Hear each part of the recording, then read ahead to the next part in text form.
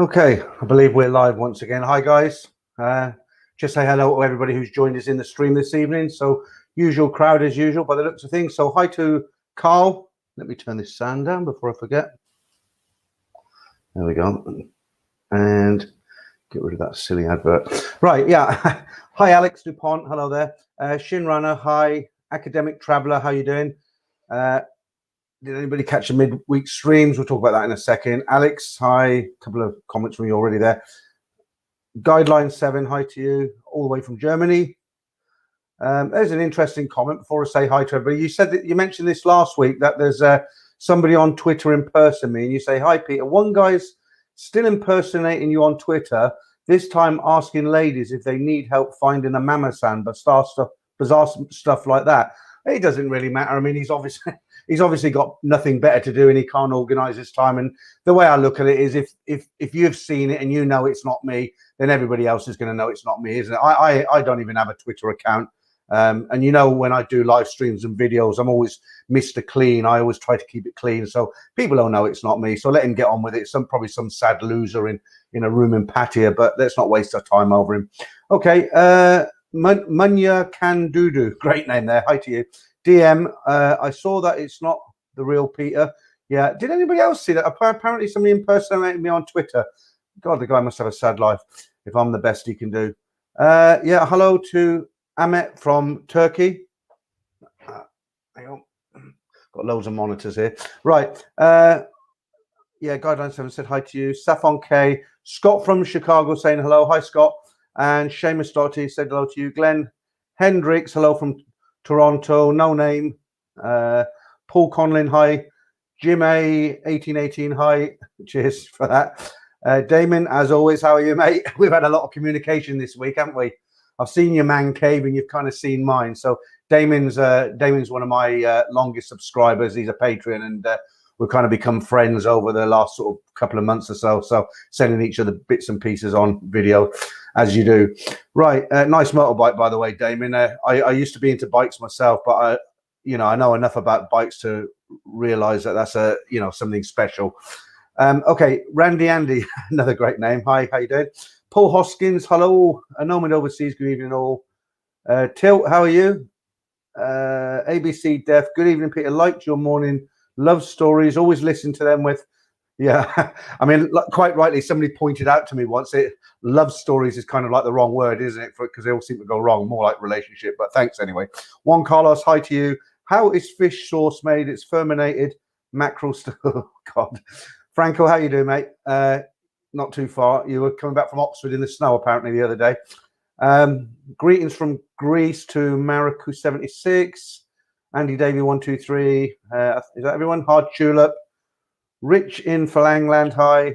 Paul Culkin. Blimey, we've got quite a few in for normally this only lasts a couple of minutes. We're nearly there, guys, and we'll start talking about all the issues. Darren Drew, hi. Tony Bency, is it? Hi from cold and rainy Birmingham. Not only Birmingham, believe me. I was up in Birmingham the other day, actually. I'll tell you about that later. Stuart Manson, I think I've just about high five. Have I mentioned you? I think I have.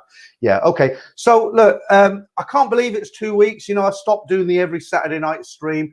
Believe it or not, I actually missed it last week. I kind of nearly came on. I was talking to Damon on, he uses a Line app, so we use that here. I was talking to Damon. Damon said, just go on and do it. Go and do it. But I told everyone I wasn't going to do it, and it was tempting, but I didn't do it. And I'm kind of glad I didn't do it now, because I'm really looking forward to tonight's stream.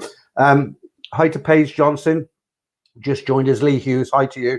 So once again, if you've just joined us, there's some guy on Twitter impersonating me, saying silly things about girls and mama sans and all the rest of it. And it isn't me. I've never seen it myself. If you find it, I'll put my email up here, and you can send me a link. Mind you, don't bother, because I'm not a member of Twitter, and to be honest with you, I'm not really that fussed about it. So yeah, good evening if you've just joined us. So 97 in the stream, and as I say, I can't believe it's 2 weeks, and it's a dismal day. I've had a rotten day today, a really rotten day, and I'll tell you for why. I have managed to print out some bits of news for you. They've got a little bit more news, but I've purposely stayed away from the Cyrus. I don't want to turn it into a 2-hour live stream about the Cyrus and how many numbers are and who's had you know, I'm having my second one on Wednesday, by the way, this Wednesday coming, so excited about that. But I'll do the currencies first, and then we'll talk about some other bits and pieces. Okay, so not that this is going to do you any good, but the Thai baht has kind of gone up ever so slightly against most of the currencies, apart from the euro, but just by a few satang. So if you're dealing with pounds now, you get, for £1, you get 43 baht 38 satang. If US dollars is your currency, you'll get 31 baht and 4 satang. This is today's rates, yeah. Canadian dollar is 25.08. The Australian dollar is 24.35. And the euro is 37.75. I was hoping a couple of weeks ago I could see the pound creeping up, but it seems to have leveled off now. So I was hoping it could get up to 50. It'll never go back to 80 like the old days, but 50 would be really good. I'd be happy with that. But even now, it's better than when I was last there, so I'm not complaining. Okay, what people talking about here? Let's have a look what you guys are on talking about this evening. Yeah, I mean, I can't believe it's 2 weeks. It's gone so quickly, hasn't it? I've had some people give me some crap today. I mean, it's some of the comments I got. I'll tell you what it is. You know, when you got a YouTube channel, it kind of develops over time. Most guys who start them, they don't go into it and think I'm going to make wads of cash. They've got an interest and they think, oh, I'll make a few videos, see how I get on YouTube. And that's what I did. Like I've said many times, I was in Hua Hin and I made a couple of videos. And I thought, gotta stick them up. Why not? And you know, it develops from there. And I'm making videos with Simon now and live streams. Simon's, you don't see too much of him, but he's doing a lot in the background. But he is intending to do a lot more Thai videos. Me as well when I can get over there. But I had some crap from some people today because what we did, we decided to add a membership onto our channel. Now we're never going to get rich from this. We're not trying to get rich from it. And everybody does them. If you've got a YouTube channel, everybody has a members on there. We didn't go on and hard sell it. We didn't come on a live stream and say, oh, please buy a membership and do a mail out. And I didn't write to all the Patreon members and say, you know, come on, guys. Actually, they'll get free. If they're Patreon, they'll have free membership. That's something else. But what we have to do when you set up a membership on YouTube, you have to make, well, you don't have to, but a lot of people make a little video just to introduce it and tell people what you get. And you don't see that video until you click on join. So it's not like a live update. And I had guys write to me today and they were like, oh, you've sold out. I'm disgusted with you. I've just unsubscribed. I'm thinking, it's a membership. You know, nobody's got a gun to your head. It's still, the videos are all free. It's just an option. You know, Trevor's got them. Bangkok Dave has got, everybody's got a membership. I mean, it's just there on the back of the site, isn't it? So I've had various guys write to me today, and you know, one guy was, oh, don't be an e-beggar, don't you feel ashamed of yourself? And I'm not an e-beggar, I've never asked for money. But you know, I mean, it kind of makes you feel a little bit shitty, and I'm thinking, well, what's the problem? You know, I know people don't like people asking for money, but everybody uses the advertising. We added the membership in. I've never mentioned it before. I don't know if you've seen this, guys. The only thing, it sounds like I'm having a rant now, but I'm not that really bothered. Just can't understand some people, the way they sort of, I'm disgusted with you. Disgusted for having a membership. Jesus. But I don't know if you've seen it. I did put a video up there, a bloopers video, because Simon and I, we made the video together to kind of introduce the membership on the, when you click on join, not for general circulation. And we just kept messing it up. I don't know why. And so we put it out as a blooper video, and that was quite funny. But anyway, enough of that. My friend, you finally get my operation on my wrist. 9 months been waiting because of just happy I'm getting it done. Okay. Right, let's see who else has joined us here. Popcorn, good evening to you. Falklands looks good this time. Yeah, I read that as well. It's ridiculous, isn't it? You know, this you know, the government said in the UK they're going to be some countries where we can visit, you know, and they'll give it the green light and it's all okay. And one of them was the bloody Falkland Islands. Can you imagine? I mean, the Falkland Islands? Yeah, I did read it though. But so somebody will probably come back and tell me it's their favourite destination. But you know, not for me. Right. Who else is here? Paul Hui, the pound might be better now, but you can bet your bottom dollar it will crash before we return. Thanks for cheering me up. Paul Culkin, New Zealand and Australia have got strong with the currency. The problem is it's not doing us any good at the moment, is it? High five. Don't listen to the haters. Just have I don't listen to any haters. I don't think they're really haters. It's just with that membership thing. It's just my dad used to say, honestly, when I was young, he used to say, Peter, you can please some of the people some of the time, but you'll never please all of the people all the time. And I think he hit the nail on the head with that. Right, Adrian Smith, hi. Dave Andrew, yes, for the UK. Portugal is Israel and Gibraltar best bet. I don't want to go anywhere, you know, because like just, you know, you got a Pattaya. There's nowhere else like it is. I don't want to go too blue here, but there's nothing nowhere else in the world like Thailand, is there? So I'll save my money and wait. No name. Well, get a life, people. If you're talking about the membership people there. Iceland is great. Bit cold, I would imagine. Academic traveller. Hard tulip. Bob Geldof, is it, or should that have been Geldof? Asked us. That's Bob Geldof. Hard tulip. Bob Geldof asked us for money on YouTube on Live Aid. Yeah, I know, but that was something else, wasn't it? Right, Frankel. Why have you got a green thing next to your name? Your name's gone. I don't know what this means. Your name's gone green. There's an S there. I'm a member. No harm in you. Oh, okay. I'm a member. No harm in it. You have gone to the trouble and keeping us informed. You know what? Simon set this up because I'm a bit thick. I'm an old buffalo. I don't know how to do this stuff. So Simon set it up. It's actually the first day it's been running. I didn't come on here to promote it. Honestly, I know you're probably thinking, you know, he's, you know, I mean, everybody likes money. Who doesn't like money? But I haven't. You know, I wasn't going to come on here and start promoting it. There really was complainers today. And it looks, Franco, it looks like you have joined. So I can't look now because obviously I'm doing the live stream. But I have a look on Monday. I try not to come in the office on Sunday. And if you have, thanks very much. Appreciate it. And give us a few days to get things tied up, because on Monday I'll speak to Simon again. I'm not sure even if everything's working properly. If it's not, I'll refund you. We're just trying to get it going at the moment. But thank you anyway, sincerely. On that subject, I don't want to bore you all, but I've got to say thanks to a few people. So a few donators this month, not that many actually, but I just want to say hi and thank you to them. So as always, hi to Tony Rakonik. I hope I pronounced that right, Tony. He's, you know, the guy's so generous, it's unbelievable. Hi to Jason Fletcher, Scott Baran, Victor Horjan, I think it is, Paul Watts, Stephen Waywright. So thanks for you guys, appreciated. Okay, there's a good story. I've got some good stories for you, but I don't want to miss you all. So let's see who else is with us. Wow, 141 in the stream already. That's good. I don't know how long I'm going to go today. I hope I can do the full thing. We'll see how it goes. I've got the necessaries lined up for later, as always. And of course, the invisible 7-Up bottle is here for the top. So I hope you guys have got yours chilled and ready to go, as they say. Have that in about an hour, 40 minutes, something like that. Okay.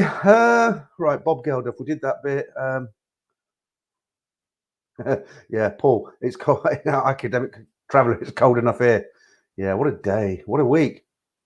The bloody South sandwiches again. Okay. Let me just... I've got to do a little... Before I forget, I've just got to put this on here because these guys... the software I'm using, I won't go into it again. You know what I'm going to say, but these guys help me out. Okay, ABC Def, who wants a holiday in the Falkland Islands? Well, I'm sure there's somebody who wears like really thick jumpers and drinks real ale, and if you gave him a free ticket to go there, he'd thank you. But it's not for me, unfortunately. Okay, a couple of private conversations going on there as always. Alex, is it Alex? And sorry, Alexandra, I haven't even had a beer yet, Alex. I'll just call you Alex, make it short. You'd rather go to Moscow. Parker69, hi Pete, I've just joined the chat. Good to have you back. I haven't been anywhere. It's only 1 week. I mean, I was doing it every Saturday, the live stream, and I missed out last week because I'm doing every other week now. Because don't forget, Simon and I are doing a stream on Wednesday, and it's a bit of a shitty time for people in the UK. But the thing is, as he's my internet partner now, I mentioned this last week. He's my partner, and somebody wrote and said, "Oh, it's very liberal-minded of you that you've got this male partner, and you're quite proud to, not ashamed to tell everyone that you've got this male partner." And he's not my partner. He's married with a family. You know, he's my internet partner. But anyway, Simon and I are doing a live stream on a Wednesday, and it's really hard to get a time that suits everyone. And so we've decided 6 p.m. his time, which is 12 o'clock my time. And what makes it even worse is Simon likes to spend time with his family at the weekend. I'm a sado. I'll work at the weekend, and so it's a real difficult one. We did have a few over 100 people in the stream, but obviously it's a bad time for everyone, and hopefully people who live in Thailand might pick up on it, and it's just another option. You know, if you can watch it, you can. If you don't, you might prefer that one to this one by myself. Right, popcorn. if the baht goes up to 50 plus, nothing to stop you buying some and keeping it for when you get away. Yeah, that's true. That's true. I've actually got about 5,000 baht. It's actually a wind up actually, because it's in my bedroom and it's in a box. I'll get people burgling me now. It's only 5,000 baht, but it's in a box next to my bed. Not next to the bed. I'm not sleeping with it, but it's there. And every time I go up, when I'm feeling a bit depressed, I open this box up and I count these 5,000. It's like 4,700 and something baht. So there's a 500 baht note there, and 120 and 1,000. I'm holding these notes. Oh, we're going to go back to Thailand, but yeah, but it's a good point, Popcorn. You can keep it. Right, Till, the bloopers video showed how much work you put into the channel, Peter. Well, it was only that one, to be honest with you. When I make the videos, generally they go quite smoothly. We never do that editing. I think it was what you didn't see in that video was before we weren't recording all of it. Let me just get rid of this banner here. It was on for about half an hour last week. I forgot. Yeah, what it was when we got into a laughing fit before that actual video, and we weren't recording it. And every time one of us started speaking, we started laughing and we couldn't stop. And it was like terrible because we were like, come on, let's get this done and dusted, because we had things to do.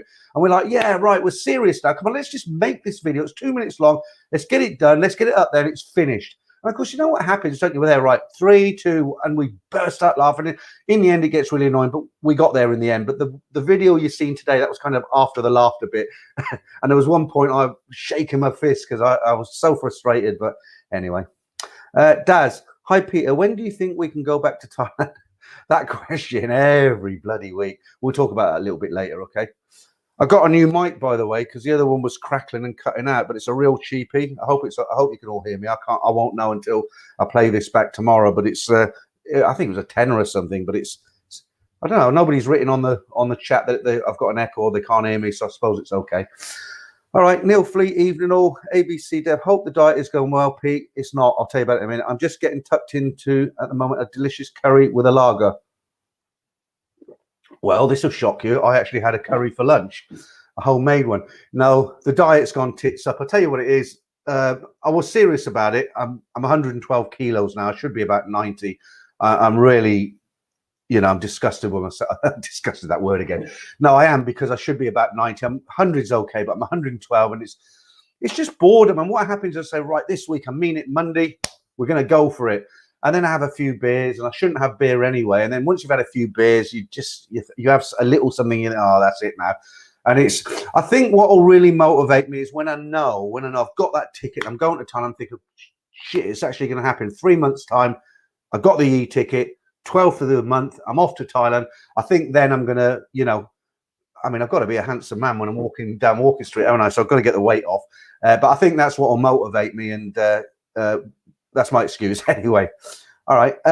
Dave Andrew, Peter, wait for Thailand. Maybe fly business class with Emirates. Yeah. I went years ago, one of my first flights, I flew to Dubai when I was in the hotel industry. And I was on standby, and I was quite young at the time when I went to Dubai. I think I was about 24, 25 when they sent me out there. I'd been in Norway, then they sent me to Dubai, and I was at the airport in Heathrow, and I was booked standby on a flight to Dubai, and there were 26, 27 people before me. I was so green. I just sat there, people who know what they're doing. They stood at the counter, ready to, like a horse in its box, ready to run, as it were, or greyhound. And I just sat there and read something, and I was very naive, and I just took it casually. In the end, they came up to me and they got me on the plane, but I was actually in first class. Can you believe that? I've never, ever flown first class before. And I was so naive. It was my first time on a 747 back then. And the next time I took a flight on a 747 when I was booked, I thought I was going to get the same seat, because I just didn't know. I thought because it's a big aeroplane, they give you a big seat. How stupid is that? But, obviously I was crammed in like a sardine on the next one. But that's the only time I've flown first class. It was very nice, but I don't think I'll ever fly first class again. Okay, so we've got 151 in the stream now. People are joining us now. Must be bored with the rain. I don't know where you are, but if you're in the UK, it's terrible. I mean, we had a few nice days last week or the week after. I actually managed to go to B&M and buy a couple of fence panels and replace them, and I've got one of those plastic greenhouses. I grow seeds on my vegetable seeds and stuff on my windowsill. I transfer them into pots, and it's all going nicely. And then we got all this bloody rain. It's just depressing, isn't it? Right. Okay, let's get into our first story. I'll just have a quick scan of these again.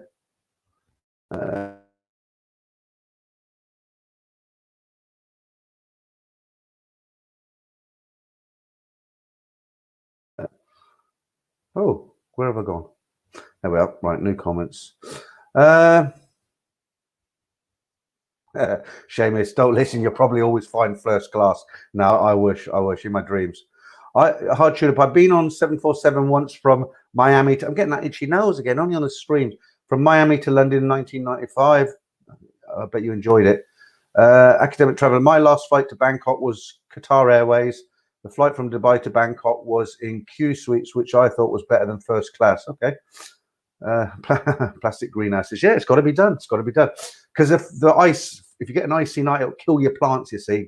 Welcome to Gardener's World, ladies and gentlemen. Now, you've got to have the greenhouse. Right, Paul Hoskin, I always get a seat on the left-hand side of the plane because I'm left-handed. All right, I haven't heard that before. Right, hi, Michael Whitaker from Southern California. You must be basking in it. See, it's nice weather there, isn't it? We're freezing our backsides off here in the UK. Envious of you, Michael. Paul, I got upgraded from first class on Emirates. I've still got the boarding pass. Okay. Mark, you're right. I just popped in. Okay. Right. The big story this week, this is in two parts. You've probably read this. If you scan, I just scan the internet on a Saturday afternoon, try and pick up a few interesting stories. And okay, so this story, I cut them down so they're not long, but this is in two parts, this one. So you've probably heard this story, but this is, well, let me read it and then I'll just discuss it a little bit at the end and you can tell me what you guys think. So and as I say, it's in two parts. So the first part, I got this one yesterday, and then the other one, the latest one today. So the first one, the title is American on the Run After Wife Goes Missing in Thailand. The police continue to hunt an American fugitive who is suspected of murdering his 4 months pregnant wife on Thursday after finding his blood-stained mattress. Jason Matthew Bowser, 30, allegedly fled the home he shared with his wife, Pichaporn Kidchob, 32, in Nan Province, northern Thailand, earlier this week. After her mysterious disappearance, Pichaporn's mother, Anong Tanya, 52, said she went to visit the couple after becoming concerned for her daughter, who had not answered her calls since Sunday afternoon. So that was yesterday. And the latest one, so this is what's come through today. American charged with murdering his Thai wife. Remember, the guy's 30. Jason Matthew Bowser, 32, was interrogated on Friday in the northern city of Nan, where he had lived with the same lady, obviously, Pichapon, said Police Lieutenant Colonel Sumkit Ruam. The murder charge carries a maximum penalty of death. Bowser was arrested on Thursday in the northern city of Chiang-Mai and confessed to killing his 32-year-old wife. According to Wirachon, Blazer said Pichapon had given him hope, so he married her and brought her a house in Nan, her home province. Bowser said he became enraged when she tried to chase him out, so he stabbed her with a knife. The police officer said Bowser put her body in a rubbish bin, then he sealed and buried in the woods about 5 kilometers from their home. Bowser then drove on a motorbike to Chiang Mai, where he was arrested. What a story. Okay, so the guy's 30 years out. The guy is 30 years of age, so his life is finished, basically. He's either going to be executed or he's going to spend the next 4 decades in a Thai hellhole. And there's always two sides to a story. I don't want to automatically take his side. There's no excuse for murdering somebody like he did. That's savage. But you've got to think the reasons. Now, he's bought that line stands out. He bought his wife a house, and then the next line, she tried to chase him out. What do you guys make of that? So tragic. I mean, he's murdered her, but there's a thing called crime of passion, isn't there? He was in a rage. He's probably obviously. The poor woman is gone. She will never come back. But the guy's life is over, and tragic, absolutely tragic. Right, let's say hello to a few other people. Ranad Rave 30. Hi, Peter. Just had 4 months in Thailand, but with what's going on, I decided to come back to the UK. Currently on a 10-day of home isolating, phone calls every day, and visits from the home office. Oh, the home office actually visit you, do they? And you're isolating where, at home? Because I thought you would have had to isolate in a hotel, but that's strange. I would have thought you just had 4 months in Thailand with what's going on. You decided to come back, but why would you decide to come back? I mean, if you're already there and you cleared your quarantine, was it that it was just so boring and restrictive with what's going on now? I mean, I'm not knocking you. I can understand if it's you know, Thailand for me sometimes could be boring at the best of times, but you know, with what's going on now.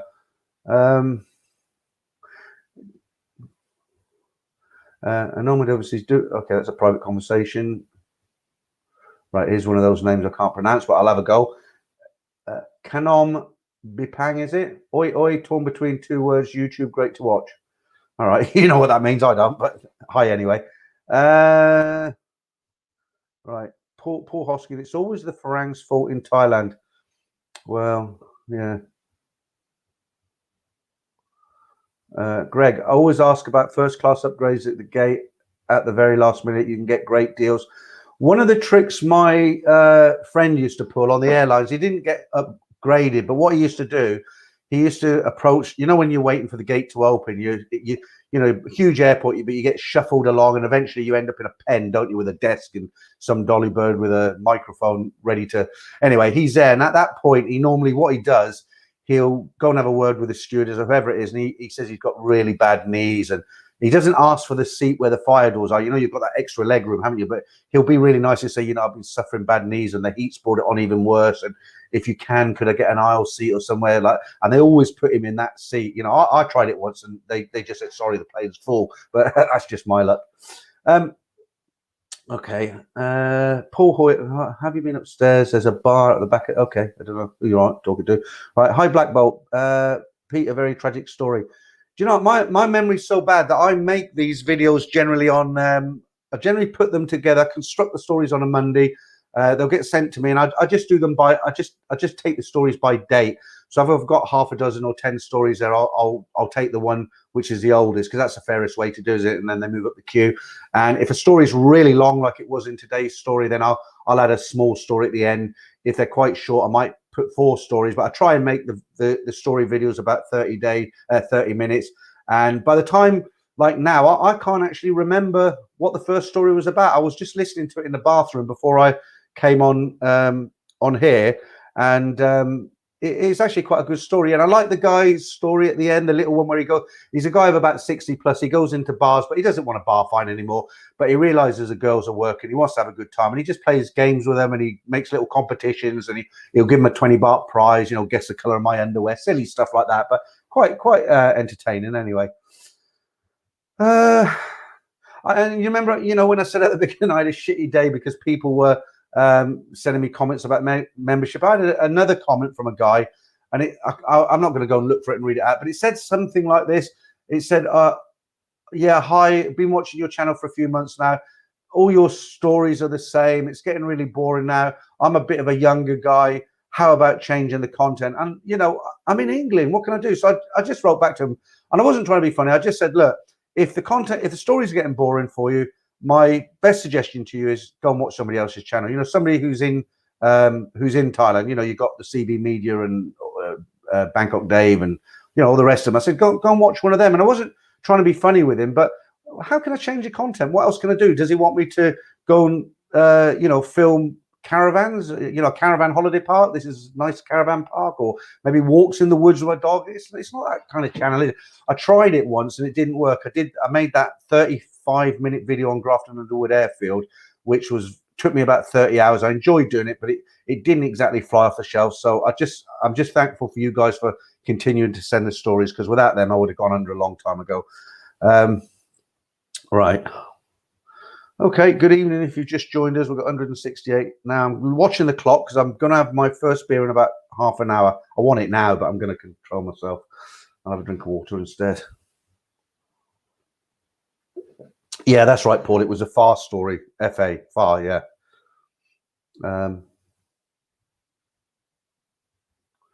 Okay, who else we got with us now? Right, Jason, but I just got home from work. Hope you're having a good night. Well, it's raining, isn't it? There's nothing else to do. Juan Carlos, does she have a hot sister?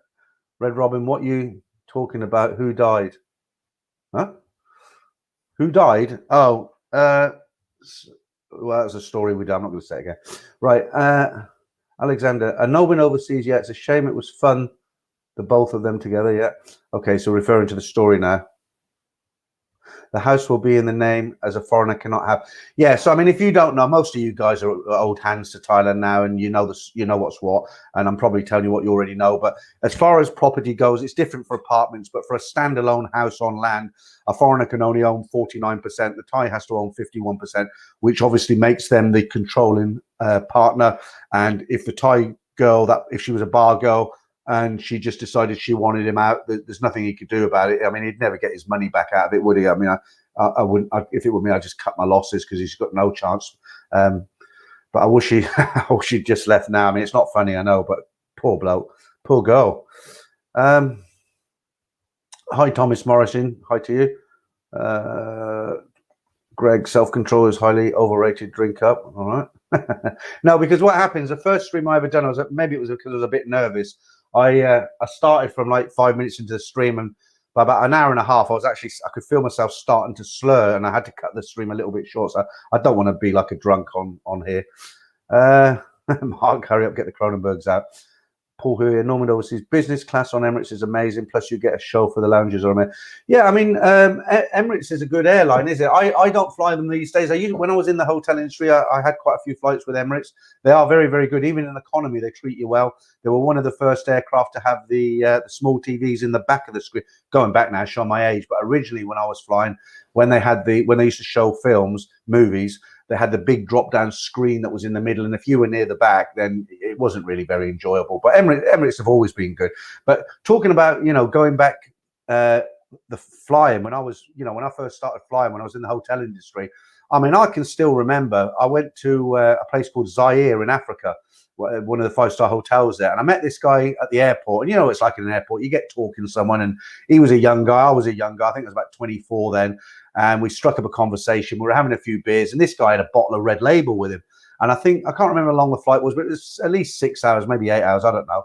And we sat at the back of the aircraft, got out some playing cards, and so we'd just imagine it nowadays. So we're sitting on the back few, and it's the last, if I remember rightly, it's the last 12 seats of the aircraft. You could smoke, and I used to smoke then. I don't smoke now. And we were sat there. I mean, if you told somebody this now, it's unbelievable. We were sat on the aircraft, packet of cigarettes on each of our tables, smoking away quite merrily, playing cards, bottle of Red Label, which they give us mixers for. Didn't ask any questions. It just wouldn't happen now, would it? Wouldn't happen. And even now, Christopher Walker, badly how I missed 30 minutes. Don't worry, you haven't missed anything yet, Chris. Nice to have you with us. When I look back on it there, the last 12 seats were smoking on the aircraft, and then the rest was no smoking. But being a non-smoker now, I now realize I don't preach, hey, I'm a non-smoker, it's terrible, do what you want. But I now know what it smells like. If I smell somebody's had a cigarette and they walk past me, it's just so horrible for me. And what makes me laugh when I think back to those days, if you were on the first of the 12 seats and you've got a gap between the seats, I mean, you're smoking, blowing your smoke all over, the poor person in that seat in front of you, talk about a secondary smoke. Yeah, I mean, it's a good thing that it changed. Right, Jason, thank you very much for that super sticker. Let me put that up there. I presume that's not you, Jason. That's a lovely picture, probably your partner, but thanks. I appreciate that. There's a super sticker there from Jason. I didn't get anything last week, so this is my first one. So thanks for that. Yeah. What about you guys? Do you have good old memories of the old way of doing things, the flights and everything? Now, when I did the live stream with Simon last Wednesday, Simon and I do a live stream. We had a bit of a question and answer session. So what we decided to do is, yeah, thanks, Jason. That's a nice. I'm just looking at your chat there with a thing going. I've not seen that before. Yeah, what we decided to do, because Simon's got an email address. It's of Simon@Thailand-Bound.com. What else? So now I've got one, Peter at Thailand-Bound, and people send us questions, and sometimes you get, I work as well, guys, part time. I'm semi-retired now. I've got a few properties that I rent out around here where I live. I'm not going to get rich from it, but I have, and I do a bit of work for the county council as well. So I'm busy, and I also, YouTube takes up a hell of a lot of my time, a lot. And blimey, I forgot what was. See, I stretched it out so long, I forgot what I was actually gonna tell you. Yeah, it was the live stream of me and Simon. So we get these questions sent to us, and you haven't always got time to answer them one-on-one. So sometimes if you get a common question, then you know, it's good to kind of address it on a video. So what we decided to do last Wednesday, if you didn't catch Simon and I's live stream, he got 5 of his questions that he gets asked a lot, because he's in Thailand, and I read out 5 of my questions that I lost. So he'd read one, I'd read, and it went very well. And I think what we're going to do, I think we're going to do it this Wednesday. And the reason I'm mentioning that is because what I was just talking about with the aircraft and being able to smoke and it being much more relaxed. One of the questions was, at the time I thought that's a weird question. Somebody asked me, did you prefer the old Dong Muang airport, or did you prefer the new airport, you know, where you need a mortgage to buy a burger in there, basically? But and at the time I thought, well, that's a strange question. But the more I thought about it, the more I thought, well, I can answer that. And I was kind of saying on that stream, I was kind of saying, well, I actually preferred the old airport because it was much more relaxed and the rules weren't so strict. I used to fly on a night flight with Eva Air, 1:30 in the morning. And as I say, I used to smoke, and they used to have this Thai, it wasn't a restaurant really. It was you go up a flight of stairs in the old airport. It was almost like a canteen, and it was open, but 1:30 in the morning, there might be 1 or 2 other people there. Mark, thank you for that. Another that's for the Cronenbergs. Thank you, Mark. I appreciate it. That's very kind of you. Yeah, they used to have this, it was almost like a canteen upstairs, and 1 or 2 other people there, but very quiet. And I used to go up there. I'd be up there for you know, a couple of hours before the flight, and I'd tuck myself into the corner. The Chang would be on draft, and you know, I used to just sit there and I'd smoke, and there's signs everywhere, no smoking, and the staff would bring me an ashtray. So I liked it for that reason. It was like, you know, Thailand used to be very much like that, laid back and sabai, you know, never mind. And it's just, you know, they're an Asian tiger now, aren't they? They've come up. They're going to be another Singapore one day. And I preferred the old Thailand, but you know, I'm an old guy, and I've probably just got good memories because I was younger. But it was, for me personally, it was better back then. Right, now we've been down memory lane. Let's get back into the, let's bring it back to 2021. Right, a nomad overseas, Alex DuPont. Okay, you'll talk to someone else. All right, Alex DuPont and Nomad Overseas are having their own live stream there. So, okay. Right, Daz, I wish somebody would send me 500 a month, and he's put the ATMs there. Yeah, you and me both. Yeah, Damon, I do. Damon's written, do you remember Laker Airways? That was his name was Freddie Laker. Yeah, that was in the 70s. He started this. It was when the first tour packages went to Spain. You know, where you see all these corny Spanish holiday, the old 70s, where they went to. Hi, Stephen from Singapore. How are you? Yeah, you know, was it? I think it was Freddie Laker. He started this real budget airline, and he made waves with all the big airlines, British Airways, and you know, the big boys. They tried to put him under, but you know, he got through it. In the end, the poor guy went bust, but he did cause waves in the industry for a while. But in answer to your question, Damon, yeah, I remember Freddie Laker very well. He was a very flamboyant character, wasn't there? Right, this message is held. Right, I don't know, Rax. It's held your comment. A guy, Rax, it says, I'll read it because YouTube's hidden it, but it says you should not be paying anything to these girls. Really? Why? Another one here. Okay, so yeah, all right. I'm not going to read. Okay, so I'll tell you what. You just said your comment, which was hidden by YouTube. That's fair enough. You're entitled to your comment, but what you're saying is people shouldn't pay anything to the girls who work in the bars. Okay, so I'm going to read you a story now, and this is a very, very sad story.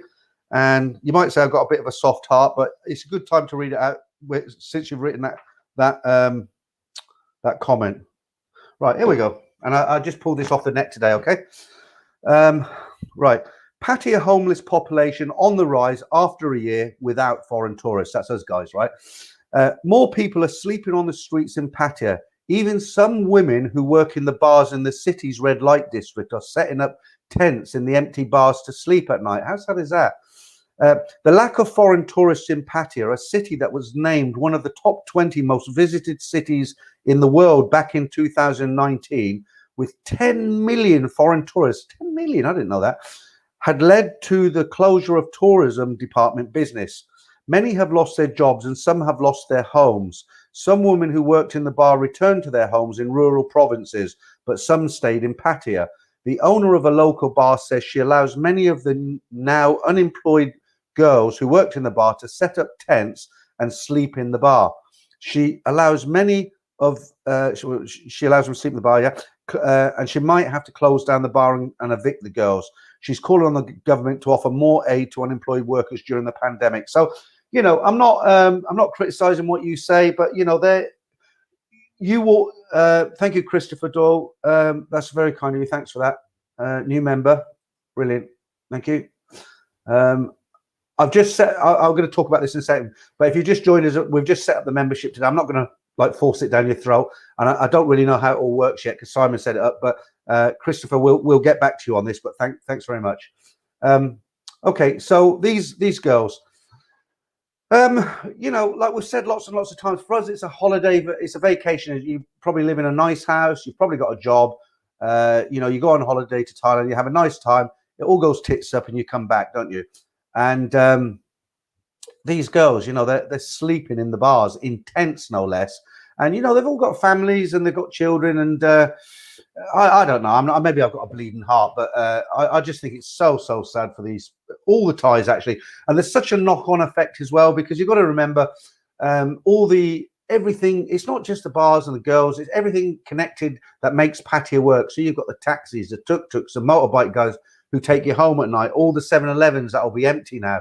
The companies that make the beer and supply it to the bars, the guys who drive the trucks and bring it to the bars, the food, the noodle people, those carts who go down the front of the seafront at night, everything, the guys who come around, I know they're annoying, but the people who come around the bars and sell these silly chains and fake watches, I mean, the whole industry is devastated, so we got it easy. I think we got it easy, and I really feel for them. All the Thais, it's terrible, absolutely terrible. Right, let's get back to these. Michael Mead, I think it's fine to give gifts if you can afford it. Okay, but it depends what you mean by you shouldn't give them money, doesn't it? It means, what do you mean? You shouldn't give it like as a gift, or you shouldn't give it as a service? You'll get beat up if you did that. I know guys who have tried that, and they wouldn't try it twice. No, I don't think there's nothing wrong with giving a little tip. I mean, if you start going stupid and sending somebody 20,000 Hard Tulip super sticker, thank you very much, Hard Tulip. It was very kind of you. If you're one of these guys who goes back to his country and starts sending 30,000 baht to a bar girl and hope she doesn't work, then that would be stupid. But I don't think, I don't think there's nothing wrong with gifts and tips and stuff. And if you go to somewhere like Pattaya and you meet up with a nice girl and you spend the week with her, and at the end of that week you want to buy her a pair of shoes from the shopping mall that cost you £10, so what? You work hard for your money, it's your choice, she'll be happy. And anyway, all right, Michael, give money as well if you want to. Ren Robert, the price for drinks have changed. Yeah, they've gone up. Paul Collin, 20 scams in Thailand. Are you sure that's her brother she's sharing the bed with? Yeah, that's the thing is, Paul, that's one of the biggest, he's my brother. One of the common things, you get a guy who's not been to Thailand before, not just Pattaya, but the girl he'd take her for a week and they go to dinner, and he's, if you take this girl, you're paying for everything, basically, all the food, taxes, everything. And suddenly her brother would turn up. And so this poor guy's sitting with this girl and her brother, and it's not a brother, it's a boyfriend or a husband, Can you imagine it? So he's sitting on this table buying, it's getting depressing, isn't it? Let's see what you guys are talking about. Right. Only 10 more minutes. Right. Peter thinks, all right, one Collis, Peter thinks there isn't anything wrong with just the tip. Not sure what you mean by that one. Okay. David, Kieran, is it Pan Am, Freddie Laker? Okay. I'm sure a lot of people remember Freddie Laker. Is he still alive? If he is, he'll be very old. Ranajar 1, give her money when you're in Thailand, but don't send her when you're home country. Yeah. I've mentioned this before. I once had a very, very good friend. She's a nurse, actually. She's husband left her. She had a tough deal, but she's a proper nurse, and she works in Ubon Ratchathani. And I met her and I know her, and she's got two. Well, at that time she had two young boys, and she works in this hospital, and her salary is about 11,000 baht a month. And that's pretty average for a working class Thai. I'm not talking about Isan. I'm talking about regular Thais. You've got a lot of rich Thais now, haven't you? A lot of professional business people. They study in America and everywhere else, and they make big money. And a lot of intelligent Thais, obviously, you know what I mean. But a lot of families, regular Thai families, and they're not scraping by. They're getting anywhere between 10 and 15,000 baht a month. They're bringing up children. They run a little motorbike. They've got their own house. They take them for ice cream on a Sunday, and it's they get by. So when a bar girl tells you she needs 30,000 a month to live, or even 50,000, I've heard. I mean, it's utter rubbish. I mean, you shouldn't listen to it, guys. Right, Chris Walker, that is very, very generous of you, mate. Thank you very, very much. That's handsome, man. Is it all right? Thank you very much, Chris. That's great. Thank you. I appreciate it. Tonight was the night I first started by saying we brought a membership out. I'm not going to talk about it, and I'm not going to be begging anybody because I've never asked for money. And it just so happens last week I didn't get a single what do you call it, super chat. I will not complain. I don't mind. But suddenly I've had a few tonight, so thanks to all you guys. It's I do appreciate it. Right. Actually gets embarrassing saying thank you sometimes because I mean that's Chris. That's very generous of you, honestly, really, mate. Okay. How are we doing? Nearly 200 in the chat now.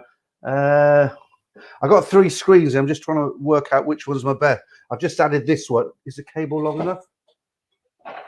I've just added this one because I watched Mr. Sweeney with his what is it? His who's that handsome chap there on? Oh, I watched Mr. Sweeney with his what's that game he was playing? Roger and Dodger, and he's got one of these, hasn't he? And I had this lying around, and I don't use it, so I thought I bought this little stand off eBay. Brilliant, £6. Look at that. So I bought that, and I've got that stand in here, and I even bought an extension for the USB, and yeah, it's all right. It's all right. Okay, doesn't take much to make me happy. Right. Let's see what else we're talking about here. Chris, yeah, thank you for that. I mean, I appreciate that you appreciate us, yeah. Ruthless Randoms, is it? I want to get to Thailand quick to be with my woman. Well, that ain't happening for the moment, I'm afraid. Damon, who I've mentioned quite often, Damon's got a lovely girl, a full-time partner over there. I've got to make sure I don't say anything that's going to get me in trouble now. But Damon lives in the UK near London. He's got a business that he runs with his brother, and when he goes to his Thailand, his brother looks after it. But he's got a very nice partner who's in Thailand, and they grow rice, and they opened this small, typical Thai restaurant.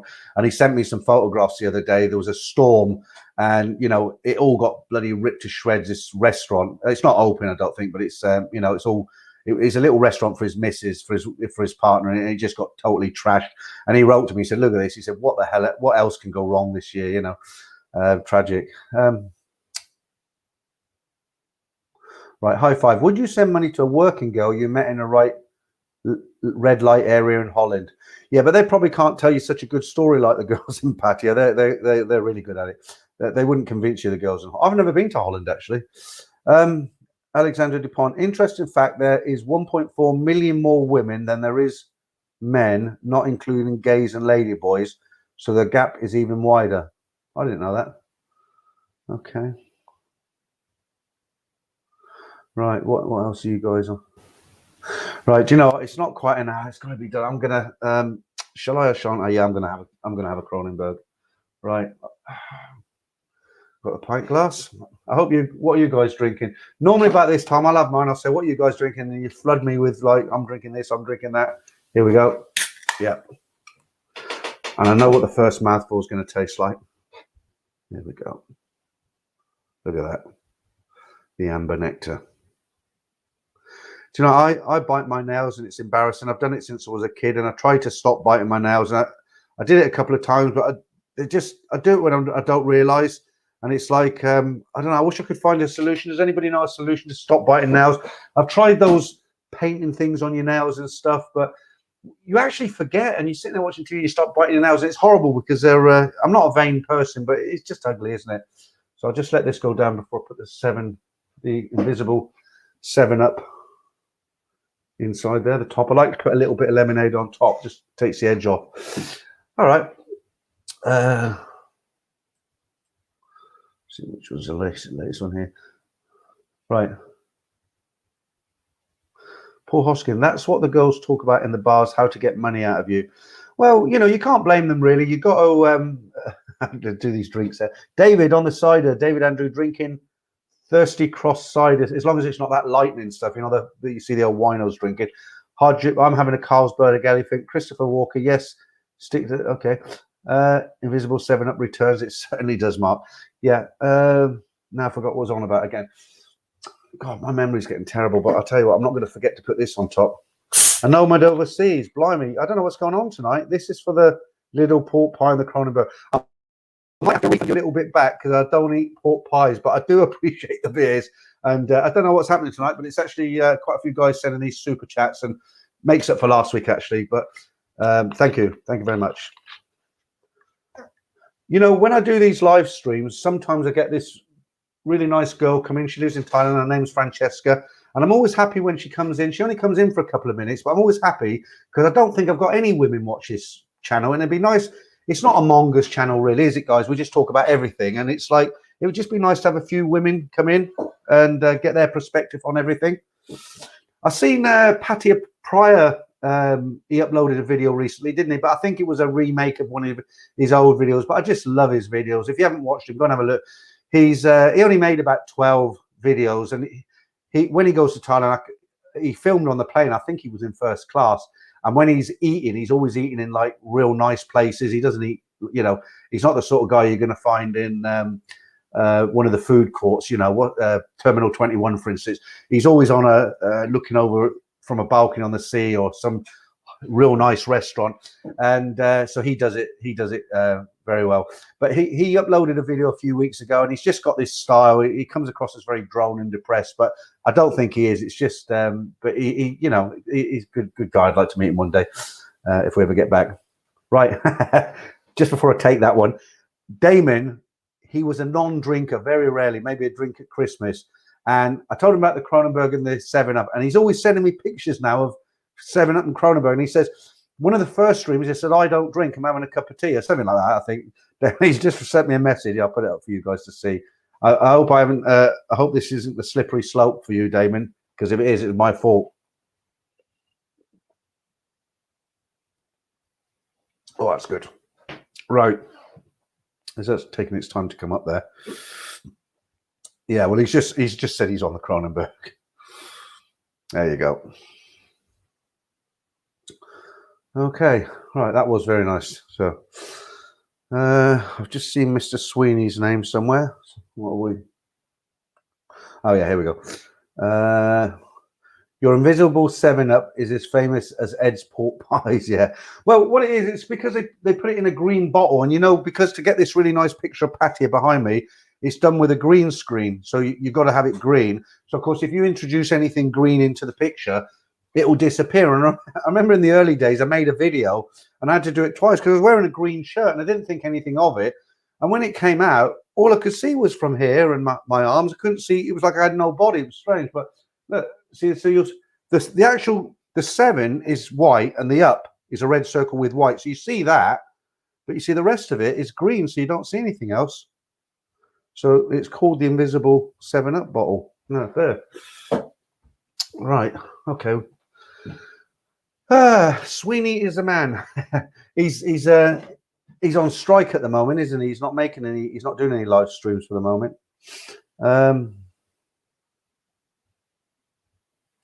Yeah. High five. Is Ed Sweeney in the house? If so, big up. He does. He was in a couple of my early streams. I don't know if I bored him to death, but I haven't seen him for a while. But he did leave a comment on last week's stream.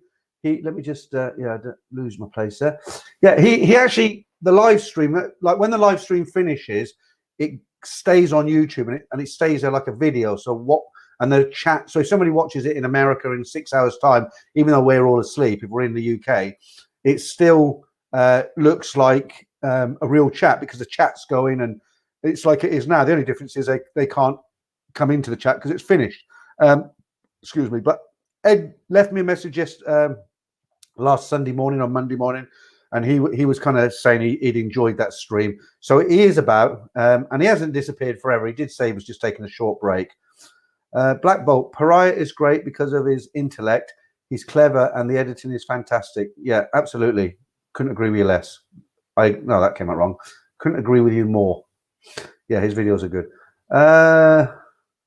Hard Tulip, what area of Pattaya did they film James Bond? I remember they did. I don't know the Pattaya one, but I remember years ago, one of the older ones they filmed in Phuket. You know, the one where you had is it Dr. Evil? No, that was Dr. Evil. That was Mike. Getting them mixed up now. The real James Bond and the fake one. But when they made one of the older James Bond films, you had that mountain where the top of it opened up and a missile or something came out. Well, they filmed that in the waters around Phuket because you've got a lot of those kind of small, kind of volcanic. I don't know what you call them, but that was filmed in there. But the one in I don't know about Pattaya. Right, Mark Hanley. Miss Ed, has he stopped his YouTube? No, he hasn't. He hasn't stopped it. As I was saying, he's, you know, Ed's channel is more of a travel vlog channel, and I don't know. I'm advertising his channel. I mean, he's not paying me or tipping me or anything. I don't really know him that well, but no, he's got a travel channel. And when he went to Cambodia, Siem Reap, and Thailand, he just makes films, you know, and makes videos when he's out and about, and then he uploads them. He'll go to his next place. And then when he's in the UK. He'll edit some, and he was, because he's not traveling, he can't make any videos. So to keep in touch with his audience, like we all do, he was doing live streams every Wednesday night. But he's been doing them for about a year longer than me, and he just got to the point and he said, "Look, guys, it's getting stale. I can't keep coming on here week after week talking about the same old thing. I'm going to take a break. I'm not packing it in." So he will be back, but we don't know when. But I can understand where he's coming from. That's why I've cut mine down to every 2 weeks, because with Simon it's okay because we can bounce off each other, and he's in Thailand so he can tell us stuff we don't know. But it's a little bit difficult with if you're on your own doing it every week. Yeah, I know it's my fault, Damon. Sorry. I better not say that, but no, I won't say that. I can't put that up. Right.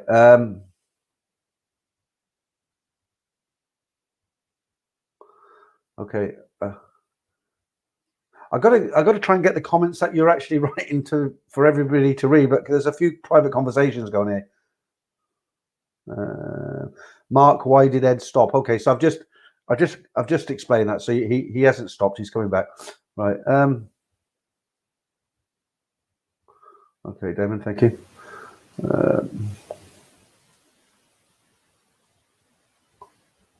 Right. What's your favorite bar in Patpong? That's from the Canuck. Well, if you watch that story today, like the guy said it when he was describing his times in Thailand, there was a line in there where he said, or a couple of lines where he said, Patpong is no longer exciting as it used to be in the old days. So for me, favorite bar in Patpong, I don't really like Patpong really. I do go there sometimes, but the reason I go there is because Simon lives in Bang Na. That's right at the end of the line. So for Simon to get to Sukhumvit, if I'm staying on Soi 4, for instance, so for Simon to get from Bang Na he has got a station there, down to Sukhumvit, he has to go all the way to Siam Square. He has to change trains at Siam and then get on the Sukhumvit line. And he has done it before. It's not a problem, but it's easier if we're on a meetup just for a couple of hours, because remember, he works, he's got his container business. I'm on holiday, so sometimes what will happen is he'll come and meet me in Hooters on Patpong, say 7 o'clock. We'll have a sandwich and not a sandwich, but something to eat and a beer. But he'll head back about midnight because he's got to get up for work. So he'll meet me. He'll head back. So it's just easier for him. I will answer the question. I'm just going on a roundabout way. So we meet in Patpong because it's easier for him. So he doesn't have to go all the way down to see him, change trains. And if he goes home at 12, then it's easy for me. I jump in a tuk-tuk, straight over to Cowboy, couple in Cowboy, down to Nana, finish up in Nana, and then the walk of shame all the way to my hotel at the end of Soi 4. So the question was, what's your favorite bar in Patpong? I don't really have one, to be honest with you. I don't like any of the go-go bars because I just don't like them. I never, even when I was younger, I don't like go-go bars these days, but when I was younger and I liked go-go bars, I never liked the go-go bar. The King's Group bars weren't too bad, but they weren't, I just think they're not as good as somewhere like Nana Plaza. If I had to name A favorite bar? I know this is not the answer you're probably thinking I was going to give, but I'd say probably Hooters because they don't hassle. Yeah, you can sit and have a nice draft beer, something to eat. If after Hooters going out, there's a you know where Foodland, is it Foodland, the big depart? There's a big Impact Pong. There's a big supermarket. I think it's called Foodland.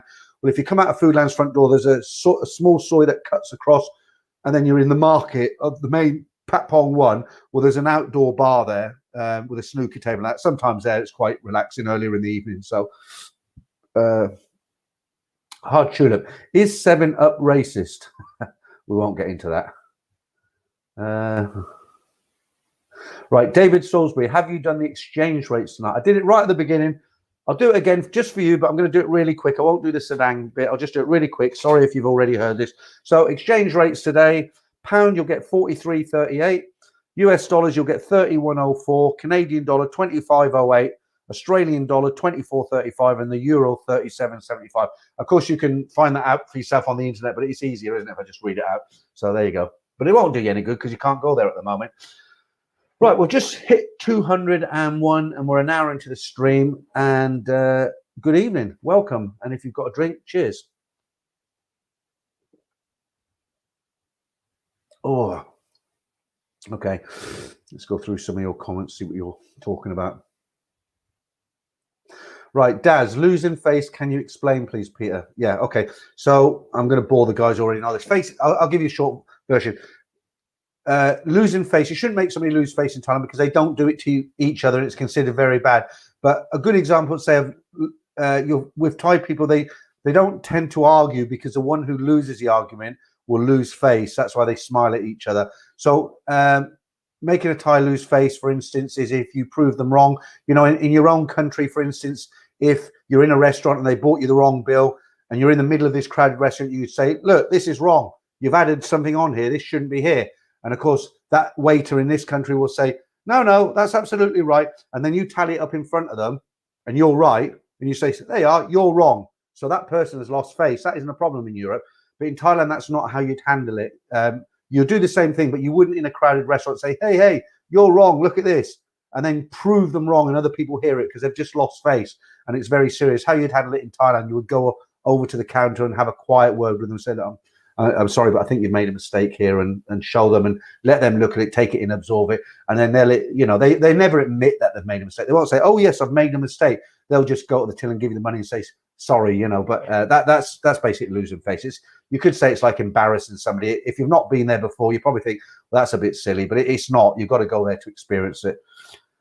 Right. Who else have we got coming in? Right, Saffron K. Daz, are you the same Daz from California who spent time in No Time to Be Sad? Okay, yeah, I actually watched that video. I think I know what you mean. Yeah, Arnie. Okay, I'll put your comment up there for the guys reading. Okay, Siam, I thought you disappeared for a while. How are you, sir? Greetings from the middle of Florida. So I would imagine that you're not suffering with the cold weather like we are in the UK at the moment. It's bloody awful, raining, windy. It's like February, not May. There you go. That's from Arnie. Right, Darren Drew, is Phuket still opening to tourists in July? I've read, because I don't want to talk about the Cyrus, and because once you start, all the comments start coming, and it's really hard to get away from it. But I will. Let me just read you a story up because they don't know what's happening. They don't know what's happening themselves. It's actually getting worse. They're talking about a third lockdown, and I've got another story. It's really short. I'll read it out to you. It'll give you more of an idea. But personally, and it's just a personal opinion, I think what they did at the beginning, I think they kind of buried their heads a little bit and hoped it would go away. I don't want to offend anyone, but I think that's what's happening. It's kind of coming in a big way now, and it's not just Thailand; it's the whole of Southeast Asia. Let me just grab this story for you guys, and it'll give you an idea. Oh, that's a funny one. Right, that's a good one. Okay. Right. Thailand plans to waive its mandatory. Oh, that's a different story, but I will read that. Okay, so let's read a couple of these because you've asked a question.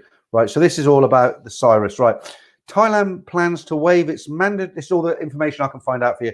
Thailand plans to waive its mandatory quarantine for vaccinated visitors to its capital, Bangkok, and top tourist destinations from October. An official said on Friday in a bid to revive a key industry battered by the pandemic travel curbs. The new measure means easier access to hotspots like Pattaya, Koh Samui, Krabi, and the capital Bangkok. The deputy government spokesman said among 10 provinces that will welcome tourists with proof of vaccine against the virus from the 1st of October. So in this particular article, what they're saying is if you get there and you've got proof that you've had both of your jabs, you'll be welcome into the country and everything will be back to normal. That's on that story. But then I read another story about they're opening field hospitals and local residents are threatening to burn them down because they're afraid people who come from other areas and are put into these field hospitals will bring it to their area. Okay, so here's a follow on from that one because we'll just get this all out of the way now. Bangkok governor extends closure due to high virus count. Bangkok's temporary closure order will be extended until May the 17th. So that should tell you, I mean, it was only going to be to April, right? But they're extending it to May 17th to slow the spread of the virus. Since April, more than 16,000 new cases have been reported in the capital. The temporary closure order signed by the Bangkok governor was initially set to be in effect from April the 26th to May the 9th. On Friday, the governor signed an order extending the closure until May the 17th due to a spike in cases in the capital. So they're going up, they're not going down. And the last one on this subject, and this should do it for the virus, okay? Right, officials say foreigners in Thailand will get a vaccine now. So foreigners living on Thai soil will be eligible to receive vaccines, a health official said Thursday, though details of which are yet to be revealed. The director of the Department of Disease Control said everyone living in Thailand, both Thai and foreign, are included in the government's ambitious plan to inoculate at least 70% of the population by the end of the year. What about the rest of them? Everyone living in Thailand, whether Thai or foreigner, will get the vaccine if they consent to it, he said. But they haven't said really when, and they keep changing. Like Simon said to me on the phone today, they keep changing their mind. So, when you get this question, when can we return to Thailand? You just read a few local bits and pieces on the internet, and it is actually getting worse there than it's not. Signs are looking worse than better, put it that way. One guy sent me a comment the other day and he said everybody laughed at me when I said we won't be going back till 2022 or 23. He says now look, and yeah, he's right, isn't he? We'll have to wait. There's nothing we can do about it. Okay, Rax, Dr. No. So yeah, is that the movie you're referring to that was filmed in? It's hard to go from that to this. I've got to try and lighten up a bit now. Have a beer. Okay, Mark Hanley, man with the golden gun was in Phuket. All right, we were talking about the the mountain that opens up with the baddie, Mr. James Bond's baddie, not Dr. Evil. That was the Mike Myers film. What was it called? With the two Japanese girls. Remember the names of them? Right, that's it. Hard Tulip, Mike Myers. Yeah, Dr. Evil, Greg. Yeah, the guy from Wayne's World. His name is actually Mike Myers. Yeah, Wayne's World. But I can't remember. They did 3 of them films, and they were really good. They were really funny, and I can't remember what they were called. Does anybody remember what they were called? You had Fat Bastard in there, didn't you? And you had the two Japanese girls. I don't want to say it. Was it Fock you and Fock me? Very clever. Okay, right. Let's say a big thank you to CIAM. Thanks for that. It's coming up on that screen, but not on this one. Let me go down. There we go. CIAM, I'm having a cold one and finally watching you live. Cheers. Yeah, well, thanks for that. I appreciate that. I know in the past our ideas haven't always been the same. We've kind of conflicted on different kind of, we've written comments to each other over the last sort of year or so, and sometimes we've disagreed and then made up again. And so it's nice to see you still here, genuinely. And thanks for that. That will get me 4 Cronenbergs for 4 of these for next week. Well, I think I've got enough to buy a crate now. I've had some generous people on tonight, so thanks to all you guys. Right. Okay. Yeah. Okay. Ed, you're finally here. We were talking about you earlier. So Edward Freeney's here now. Scaramanga. Was that the that was a baddie, was it? It's all there, but I just can't remember names. Yeah, that rings a bell. Scaramanga. But what was the name of the films that Mike Myers did? They were a takeoff of all those James Bond films. He had Dr. Evil and Mini Me, the two Japanese girls that were really funny. And what was that girl that he played beside him? He was, God, my memory, I tell you, but somebody will tell me in a minute. Right, but welcome, Ed. Yeah, people are saying they miss your stream, so I've explained why. I've cut mine down now to every other week because I feel I know exactly where you come from, mate. And it's, you know, you come on every week, you talk about the same things, you try and keep it good, but there are plenty of YouTubers in Thailand. We can't compete with them if we're in the UK. So I totally understand where you're coming from. I've cut mine down to every 2 weeks, and we'll see how that goes for now. But then I've got one on a Wednesday with Simon, so we'll see. But nice to have you on board tonight, Ed. Right, where are we going? Christopher Walker, press the X to the right side of the live chat text to close the chat down. Hit, oh, you're explaining it to someone else. All right. Okay. Oh, Sparky, hi, Ed. Right, and I don't have any hang-ups with people. When I used to go onto Ed's channel and write a comment, of course, a lot of the people on this channel are the same as Ed's channel and who are the same on other channels. And what will happen is, when I used to go onto Ed's channel on a Wednesday and write a comment, then I'd get all these people come on and say, hi, Pete, hi, Thailand-Bound and all this. And I say hi back to them, but sometimes I think, oh, blimey, Ed's going to think I'm hijacking his channel here. But so, Ed, when people say hello to you, I've got no problem, mate. I know what it's like. They did it when I came on yours, so it's nice to be recognised, isn't it? Right. Austin Power, the spy who shagged me. That was it. Yeah, yeah. But there was three of them, wasn't there? I just remember the two Japanese girls, F-O-C-K, fuck you and fuck me, and they were cute. Vote Roger Moore, please. The Golden Guns is my favorite Bond movie. Do you know, I never really got into the James Bond movies. They're all right. I mean, they just, I never sort of look forward to them. But I do remember going to the cinema on the Isle of Wight in a place called Ventnor when I was very, very young. I'll tell you how long ago it was. The current James Bond movie was Diamonds Are Forever. Do you remember the diamonds were on the satellite and all that? That's one of the early ones. Nick Frankel, Christopher Lee was Scaramanga. Oh, you see, I don't remember any of these. Okay. Bob Cassidy, vote Roger Moore, please. The Golden Gun is my... Okay, who's done that one? Bunny Planet, Austin Powers. Yeah, well, it's all coming in now. The Spy Show Me.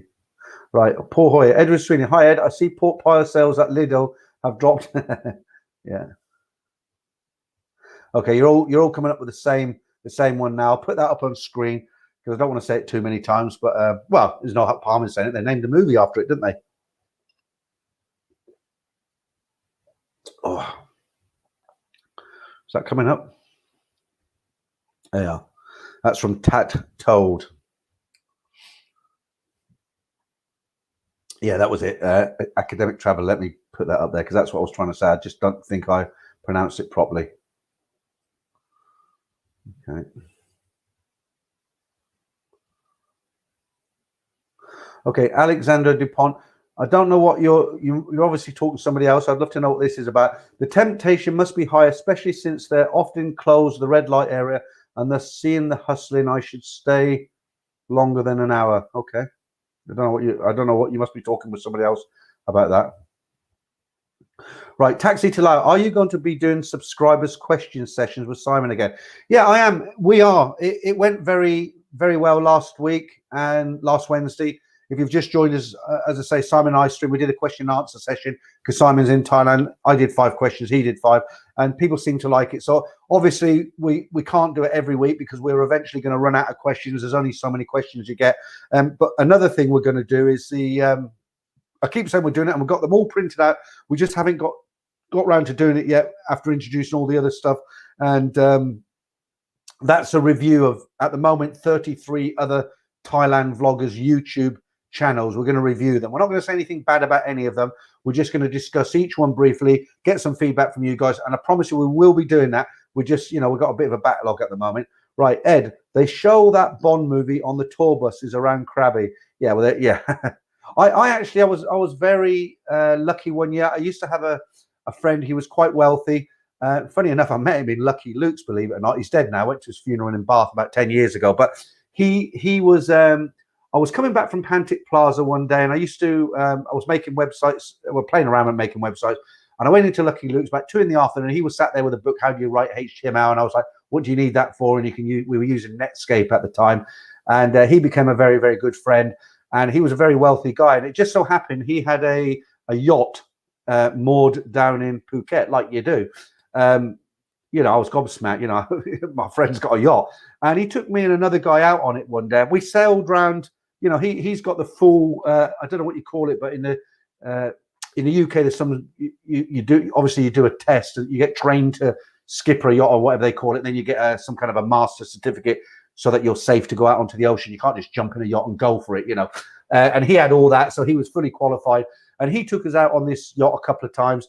And one of them, I remember, we sailed round the island, the James Bond, they call it the James Bond Island, and a lot of tour boats, you know, packed with people. And, you know, we went by on this yacht, and you know, it was all false, because, you know, I'm broke, aren't I? But yeah, that was quite interesting. Right. Right. Graham Hawkins, International Man of Mystery and Gold member. Yeah, there was another one as well, wasn't? Oh yeah, The Spy Who Shagged Me. Yeah, so okay, so that's the 3 of them. But I thought they were quite funny. Gold member, yeah. Nick Frankel, James Bond Island is in Thailand. Yeah, that's what we mean, Nick. Yeah, it's Phuket. It's off Phuket. Liz Hurley, that's who I was trying to remember. And as you're on board tonight, Ed, I would have thought Liz Hurley would have been a real contender for your little game you play on a Wednesday night. What's it called again? I forgot that one as well. I don't know. It must be the beer tonight. Roger or Dodger. Now I can tell you, if you put Liz Hurley up, because a lot of the ones you put up a little bit not really my taste, but Liz Hurley would definitely be a Roger from me. You get the thumbs up on that one. Mark Hanley, Live and Let Die was in my face. Roger Moore was class. Yeah, I mean, he was the original. Him and he was one of the best Bonds, wasn't he? But Sean Connery was very good as well. But Roger Moore, I used to, some of the corny lines they used to come out with. That's what I used to watch his, you know, Christmas. They show the James Bond films, and some of the stuff they used to come out with. I remember Roger Moore was having a fight with Jaws. You know, the guys with the big metal teeth fighting, and in the end, he gets Jaws and he pushes him over some balcony or something. And there's some kind of an electrified fence or something, and Jaws lands on it. He's like, and he's getting electrocuted and he dies. And Roger Moore, corny lines. He looks over and he's like, shocking. Or no, sorry, it's not Roger Moore. It was Sean Connery. I remember because of the Scottish accent. But you know, they had all these corny lines, didn't they? Maybe you can think of some tonight and we share them with us. You know, they're quite funny but corny, shocking. That was the one I remember. Right, please no Rogers or Dodgers, guys. Well, you won't do any. You won't get any Rogers or Dodgers from me, because that's Ed's game, and you wouldn't appreciate me taking that off him, would you? Or trying to copy him, rather, emulate him. Okay, right. Ed says it's a good tour. He's done it from Phuket. I don't know who you're talking to, Alex. I was talking about Hooters. Right, Mark Hanley, it's like an online pub here. Offer a pee back in a sec. All right. Okay, let's read another story out now. I like getting all your feedback and talking with what you want to talk about. If you can remember any of these corny lines that were on the James Bond films, please put them down. I'd like to read them out. The like that one, you know, where he shoved him against the electric fence. He's like, shocking, you know, because there were a lot of them, wasn't there? Okay. Right, we've done that. Oh, here's a bit of a here's one. Just it's not like overly interesting, but I just thought it was a worth reading out to you guys tonight. So the title is Thai Woman Admits to Stealing Lottery Tickets from Blind Ticket Seller in Bangkok. A 57-year-old Thai woman admitting to stealing lottery tickets from a blind seller in Bangkok. The woman is now under arrest for allegedly stealing from the disabled seller in the underground. I think it's Susisan from a train station. Between November 25th, 27th last year, police say they collected evidence of the same type of theft in many districts, leading them to issue an arrest warrant for Somali. So she's going down. Obviously, you do get blind people in Thailand. There isn't any sort of welfare or anything. If they don't have family, then they have to do what they have to do to eat. And he's selling lottery tickets, and she's obviously creeping up and pinching these lottery tickets.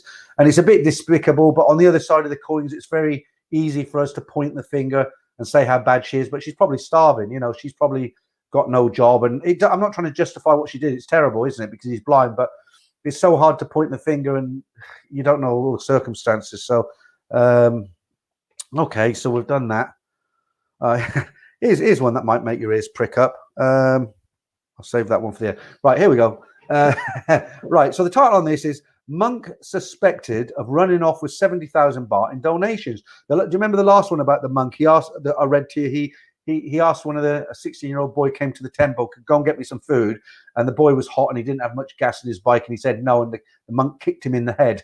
That was the last one. So this one, titled Monk Suspected of Running Off with 70,000 baht in Donations. So this is from a news channel. It's not me reading out. I've just taken it from there. So a 64-year-old monk in the Isan province of Buriram, Damon, is suspected of running off with 70,000 baht in donations made to the temple. The monk, as well as the thousands of baht in cash, have been missing for the past week. The abbot of a temple in the Nanglong district had made a request with the temple committee one morning before he went off his daily routine. He had asked to withdraw the money to pay workers to build a new crematorium. On April the 28th, the monk received 70,000 baht in donations and then told the committee he had to visit a doctor at a local hospital. The monk left the temple grounds, allegedly taking the donation money with him. No one has seen the monk since he left the temple. So there you go. It's another, you don't know, it's desperate times, isn't it? You don't hear too many of these kind of stories in normal times, but I suppose everybody's getting a bit desperate. Probably in Siam Reap or somewhere like that, having a good time. Who knows? Okay, so hi to everyone. If you've just joined us, let's catch up with you guys, see what we're talking about. Okay. Right. Lee Hughes, realistically, is travel in 2021 going to happen? I doubt it. I mean, if I had to lay a bet on it, I don't gamble really as a rule, but if I had to lay a bet on it, I would say at the very earliest October, but it'll be crap because it'll be all certificates and checks and it just won't be the same. So probably not. If you're a real desperado and you've got to get back there, you'll probably be able to do something. But, you know, to how it was before, where you just booked your plane ticket, flew, got off at the other end in a taxi and away you went for a couple of weeks. I don't think that's going to happen for a long time. Right, Siam, I prefer Blackford Oak spy novels. I read them all over James Bond's movies and gadgetry. Okay. Hard Tulip. Ed, my dad and his two brothers were in the police in Newcastle, so I need to do the Bond tour with my Thai girlfriend. All right. Right, ABC Def. Peter, do you think that Jomtien and Hua Hin are same, or is one better than the other? So the only thing with, as you know, you've heard me talk about Hua Hin a lot. I like it, but the bad thing about Hua Hin is it doesn't really have any spectacular beaches. It has beaches, but they're probably some of the worst beaches I've seen in Thailand. There's a lot of rocks, and they're renowned for jellyfish in the sea around there. There is certain parts are not bad, but if you lived in Hua Hin, the answer, I will answer this question, I'm doing it a roundabout way. If you lived in Hua Hin, the easiest thing is to get a drive to Chatham, which is about 20 minutes away, and that is like something out of paradise. Chatham Beach it's kind of similar to Jomtien, but 20 times, 30 times more beautiful. I mean, it's like a paradise, and they have all little Thai eateries along the way. You can ride a motorbike down the seafront. It curves around in a crest, and it's all thick palm trees along the beach. And it's probably, Pattaya was probably like that 50 years ago. But is it the same as Hua Hin? Jomtien? No, they're different. The good thing about I like Jomtien. I've had family holidays in Jomtien, and the beach is very nice in Jomtien compared to South Pattaya. Naklua is not a bad beach, but you're right out the way. That's North Pattaya. So Jomtien now, it's been quite a few years since I was in Jomtien. When I first got there was only a few bars and restaurants as you come in and you turn left to go down the beach. Well, on the corner there were a few bars, but apparently it's really built up now, and it's supposed to be very, very good. So I will be visiting Jomtien on my next trip. The only thing I didn't like about Jomtien, and I suppose it's true on a lot of Thai beaches, is these guys, you're laying on the beach, you're all oiled up, you just had a massage, you've got a bottle of Heineken in your hand, relaxing, you just fall off to sleep. Someone taps you on the shoulder, you pretend not to see them or hear them. They tap even louder, and they don't stop, until you say what. And there's some guy there with a wooden motorbike. Well, it's just what you want to buy on a beach, isn't it? A wooden motorbike. And that's the only thing I don't like, is these sellers that constantly come around, and they don't respect the fact that you're sleeping, or I know they've got to make money and all the rest of it, but there's plenty of people who are awake. And, when you're laying there with your eyes closed, I mean, they shouldn't be tapping you on the shoulder and keep tapping you. And, I just don't like it. But I hope that's answered your question. Hua Hin is very, very good, other than the beaches, but they've got shopping malls, good places to eat, plenty of bars. No go-go bars, but it's a great all-round place, just not wild like Pattaya. Right, Old Sparky. Okay, you will leave that one. Hard Tulip. Peter's watched too many Bond films. A yacht. Yeah, well, it wasn't my yacht. It was a friend's. Okay, so Ed, everyone's asking you, when are you going to start streaming again? Well, to be fair, you've only just stopped, really, haven't you? 2 weeks or something like that. I think Wednesday you didn't do one. Last Wednesday, I know, because I watched yours religiously. They're just on at the right time for me. Weekends I'm very busy. When I do a live stream on Saturday, I've got a story that goes up Saturday morning. I've got to research all the news in the afternoon. I've got this stream in the evening. So Saturday I'm pretty tied up. I try not to come in here on a Sunday. I just want to wash it all away, and then Monday I start with a new story. But yeah, I think for you, Ed, it's only a couple of weeks, isn't it? Right. Right. David Andrew, Peter, have you been to Koh Chang, Great Island? I think I have it, but many years ago. I can't remember the name. I've been to Koh Samui and lots of different locations. But don't forget, I'm old now, and over 30 years, you forget, don't you? Okay. Anybody seen Cheap Charlie lately? Well, I can tell you now, there's a lot of people who've got Thai channels. They're actually dropping off. You don't see much of them, and you can understand why. There's some very good channels now in Thailand. You probably all watch them. You got the Chris guy, haven't you, working for you? You got the CB Media. You got Ride for Kicks. The same, we mentioned them all. There's so many good ones, probably 30 or 40 really good ones. So if you actually want to look at videos and see what's going on in Thailand, there's all those channels. So guys who are not in Thailand, they tried their best to keep on hanging on in there. But it's like Ed said on his stream, there's one guy who's shown reruns of some 70s, some 70s soap programs from the UK. Well, if you've got a travel channel, I tried to do something different, didn't I? I went out and I made that 35-minute video on a disused American airfield, which I put a lot of work into, and I enjoyed it, and I thought it came out very well. But this channel isn't a World War II history channel. It's about Thailand, and it's very hard to keep things going when you're not in Thailand. But for the moment, I'll just keep reading the stories out. I'll do these live streams, and hopefully it won't be too much longer.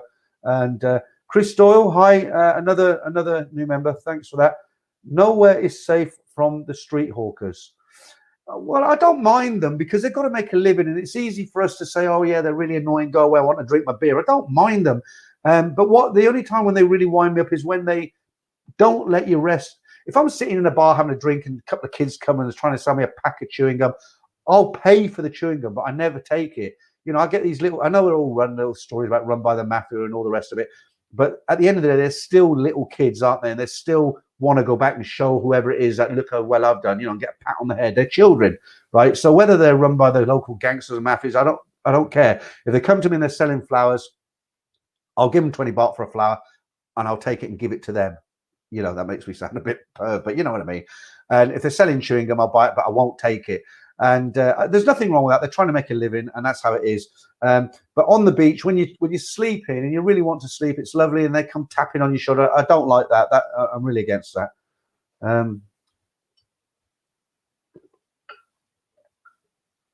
Oh, that's gone. We'll get another one in a sec. Right. Okay, so it looks like Academic Traveller and Alex DuPont are on. They're having a good conversation here together. Right, Nezan. Okay, Edward Sweeney. Do you remember Rising Damp? Your streams give me that kind of vibe, which is great. Well, don't call Ed Leonard Rossiter, because he won't be very happy. But yeah, that was a great show. He's very good. I'm going off subject here, but I've got to talk about something, haven't I? Leonard Rossiter, he's one of the greats. I liked him in. I watched it recently, actually, a bit corny. But do you remember? Oh God, I keep doing this. I say, do you remember? And then I can't remember the name of it. It wasn't Rising Damp. It was the one where he walked into the sea. left all his clothes. Reggie Perrin, I think his name was in the show. What was it called? Somebody will tell me in a minute. Yeah, I'd make a good Rigsby. Yeah. Okay. D-Rock 79, 77. Hello, Peter and chat. Oh, that's bugging me now. What was that program called that Leonard Rossiter Rigsby he was in? Not Rising Damp. It was on it was a rerun on TV. Reginald Perrin. Was it called? He was called Reginald Perrin, but wasn't it called something like? That was it. The Rise and Fall of Reginald Perrin. That was it. That was a great one where he took all his clothes off and he went into the sea and then he'd come back. It got a bit silly because he was, he was with his wife and family and had this beard, and as if his wife couldn't recognize him. But I used to like the guy, his boss.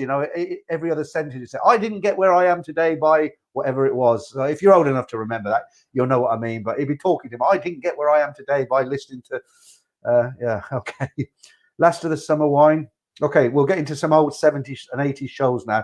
Just how long we've been in the stream. We've got half an hour left, guys. Let's talk about some, just for a change. Let's lighten up. Let's talk about some of these old shows and what you thought of them. So, Darren, thank you. Another super chat there. Thanks, Darren. I appreciate that. Very generous. That will get me 2 weeks worth of Cronenberg. Thank you. Yeah, you're all coming back with Reginald Perrin now. That's it. Yeah. Bob goes, "Sorry, dude, I confused him with." All right, okay. So at the moment, we're talking about programs from the 70s and the last one, or the 80s, or even 90s. But the last one somebody mentioned was Last of the Summer Wine. That really wasn't my kind of show. It was a bit slow for me. I got the humor of it, and it was, the characters were good and everything, but it wasn't really. I preferred Rising Damp. Do you remember? They wouldn't show it on TV now, but do you remember Rising? I saying again, do you remember? I've just forgotten it again. Mind Your Language. Do you remember that one? Blimey, they wouldn't show that now, would they? And the other one was Love Thy Neighbor. They wouldn't show it on the buses. There's another one, classic one for you. Right, while you're thinking some up, I'm going to have another beer, another Cronenberg. I don't drink Stella anymore. I used to drink Stella, but I think they've changed the recipe. It's pretty awful now. It's like, be all right for cleaning your teeth in the morning, but it's a rubbish beer. Oh, let me just hang on. Power's going to go off here. That's it. Come on, we must have a few old favourite 70s shows on there.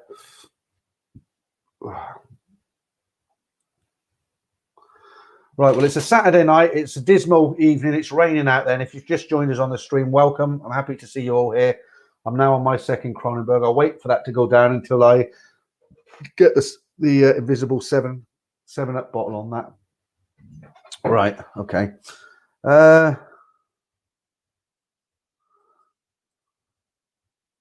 Ed loves Stella. He doesn't, What was that weird beer you were drinking, Ed? You got it from Lidl or somewhere. It's about 20 pence a can or something. A German beer. I'd never heard of it, but you reckoned it was okay. 4.5 proof, I think it was, but it was very, very cheap. But you reckon it tasted okay, so fair play. Yeah, In Half Hot Mum. That's from Paul. Yeah, that was another one. I didn't really take it in. I used to like Dad's Army. I found that Dad's Army was very good. They still show that, and I still watch it. And I used to like Shut Benny Hill. Yeah, well, I was about 15 when that was on. I only used to watch it because of Pan's People. And I remember they did one. They had the most spectacular show he ever had was the girls dressed as fire women, like the fire station. And they filmed them coming down the poles, Oh, that was a great episode. Of Alf Garnett, yeah, that was a good one. I watched a couple of them recently on YouTube. Alf Garnett, that was a good one. Citizen Smith, I didn't like Citizen Smith. That wasn't for me, but I do remember it. Edwards, who remembers Debbie Does Dallas? Yeah, that's actually quite a famous film now. 40 Towers. Yeah, 40 Towers. I've watched that lots and lots of times over the years. They only ever did 12 episodes. We've all got our favourites, haven't we? But yeah, that was brilliant. I read somewhere that modern comedy now on TV, their benchmark is actually 40 Towers. So when they're measuring their success, or they're going to make new comedy, they're still using 40 Towers as a benchmark, because apparently that was one of the most popular funny shows ever on TV, and I can understand that.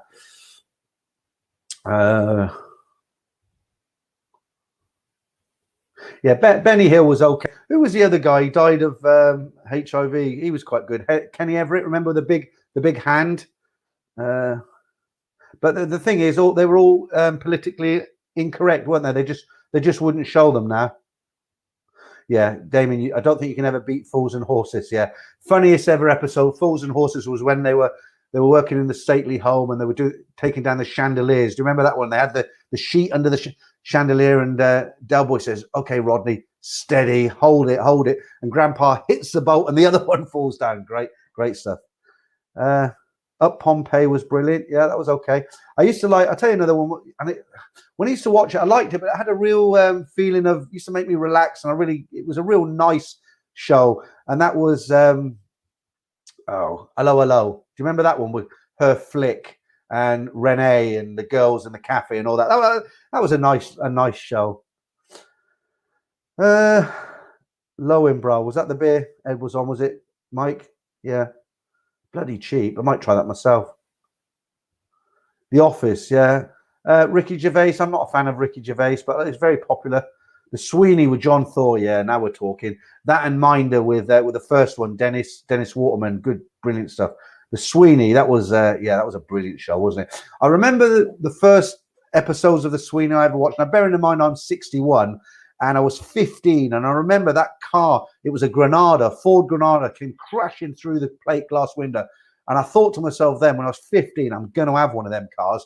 And by the time I got to the point where I could afford to buy one secondhand, they were really, I just didn't want it. They were really old, like old hat, but brilliant program. Monkey Magic, yeah, that was who was the Kung Fu guy? David Carrington. What was that called? Every week he packed up his kit, put it on his shoulder, and he went off into the mountains. Oh, okay. So I can't pronounce that, Ed. I'm going to put that on screen. That's a beer. Look at Ed's picture. I'll put a top on this lager.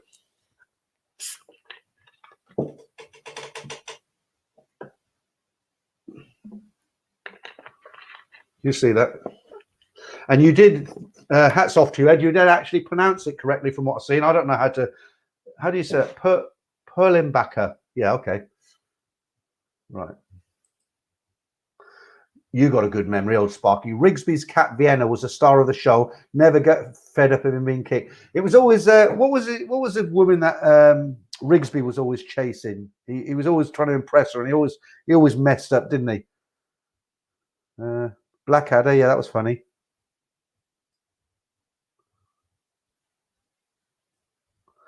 Juan Carlos says, hang on, where's that gone? You say the Ride for Kicks has an audio book voiced. You do too. Oh, okay. Thanks, Juan. Thanks. I thought you were going to tell me he's selling audio books or something, but okay, thanks. People tell me I speak too quickly, but you can't. It's hard to change. Only Fools and Horses is legendary. Yeah, Royal Family. That was pretty good as well, wasn't it? Kenny Everett. Yeah, I can tell the age group of this stream now because all the shows that you guys like are kind of the sort of stuff I used to watch.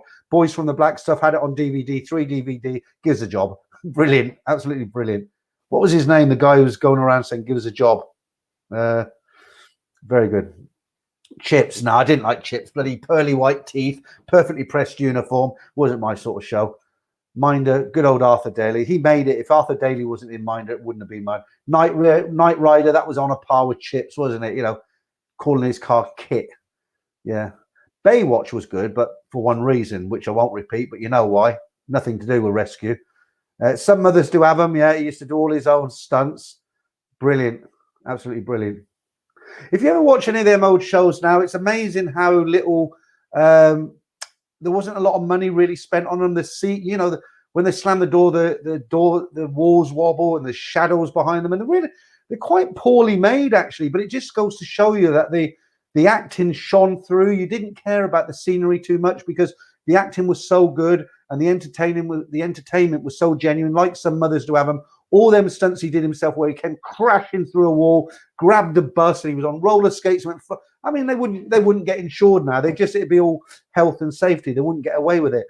Dallas, who shot JR? Oh, yeah, God. I remember they used to, when Dallas was on, people used to shut their shops up early to get on for Dallas. bingo halls went dead on that night. They had to change the night of the bingo because everybody was at home watching Dallas. If you've just joined us, we're having a little bit of we've gone off subject a little bit from Thailand at the moment. We're talking about classic TV shows. There's some good ones here. Right, whenever Marky Mark, whatever you do, don't mention the war. I mentioned it once, but I got away with it. Classic, yeah. Now the best 40 Towers, you don't mention the war. The one I really liked on 40 Towers was the woman when she said she'd paid for a view of Torquay, and he said, "Well, I expect to see the scene." Well, there it is, madam. Where is it? It's between the clouds and the ground. And well, when and she and the line where he says, "What did you expect to see out of a Torquay bedroom window? Herds of wildebeest. What was it? Hanging Gardens of Babylon." Really, really funny, really funny. Dukes of Hazzard. Yeah, that was another good one, wasn't it? But that was only good because of Daisy. That was another one that was a little bit corny. You'd have this filthy car. The general, he'd go through a car wash. It would come out like shiny. Steptoe & Son. Wow. Yeah. Yeah. It was good, but the guy used to disgust me. The old father. I used to watch him and, dirty old, just horrible. Yeah. Do you remember the film Steptoe & Toe where Harold did he get married and they went on a honeymoon?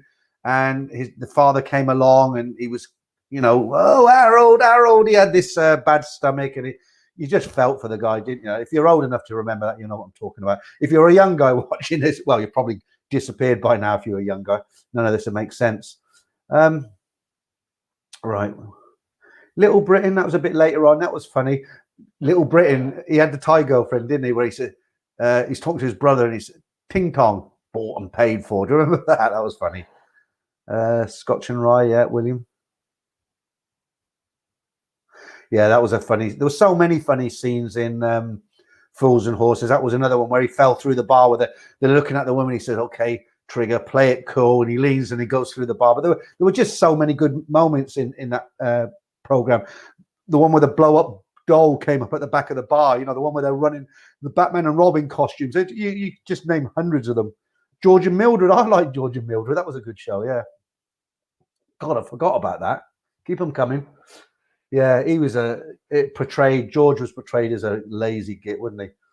Right, academic travel. Royal family had the uncanny ability to make you laugh and cry. Okay, don't tell him, Pike. Taxi to Lao. Yeah, that's Dad's Army. Bringing back the memories now. Threads nuclear war movie was filmed in Sheffield. All right, yeah. Some mothers do have them, yeah. Yeah, Mark, The Professionals. I didn't like that one. I found it a bit corny. I suppose I can understand why people liked it. It was kind of a guy's program, was it? Bodie, Doyle. It wasn't my sort of thing. I like the Sweeney, but The Professionals weren't really my. They weren't really. Anybody who's not English who watches this now, they must be bored shitless and left. I've lost about 30, probably because they don't know what these programs are. Line of Duty, Luther. A monkey would jump. Okay, all right. I better get back on track because I'll be, if you're not British, you'll be getting bored with these. Dennis Mortman writes the theme tune, sings the tune. I've heard him sing it. Yeah, wasn't particularly good though. I don't think. Yeah, Conken, good show. Yeah, okay. Right, so we've got about 15 minutes to go. I'll try and keep it going for the full 2 hours tonight, guys. Let's do another story. Just to get back on track, see what's happening in Thailand. And these aren't too serious, these stories. Which ones? Done that. Okay, I think I've probably got one left. All right. Okay, here's one. This is a little interesting little story and very short as always. So, okay, so the title of this one is 7 Thai women who were lured to work as sex workers in Dubai have been rescued and will return to Thailand soon, according to the Department of Special Investigation. The women were rescued on Sunday after Dubai authorities raided a room at the New Roller residential building, which they say acted as a front for prostitution.